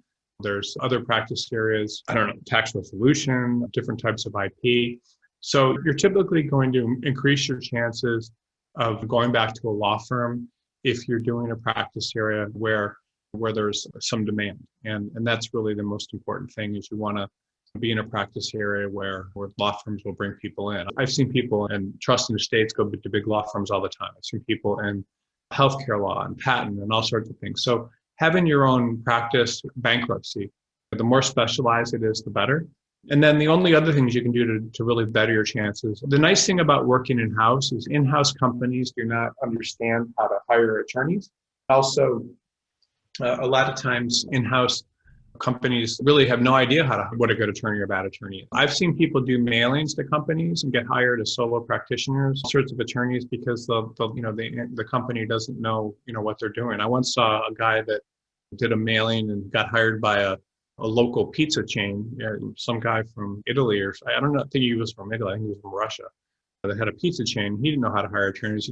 Someone just applied to an attorney to work for him. It depends. So those sort of things that I would recommend to try to get into a good practice area or something where there's going to be demand. And that's how I would do it. And if you were laid off, you certainly should just keep applying. And that's what happens. The last question, it's not a question, it says, so patient in answering so many questions. It's impressive. Thank you. Appreciate it. And thank you. So I am done, and I will talk to everyone next week. And thanks for being on the webinar. Thank you.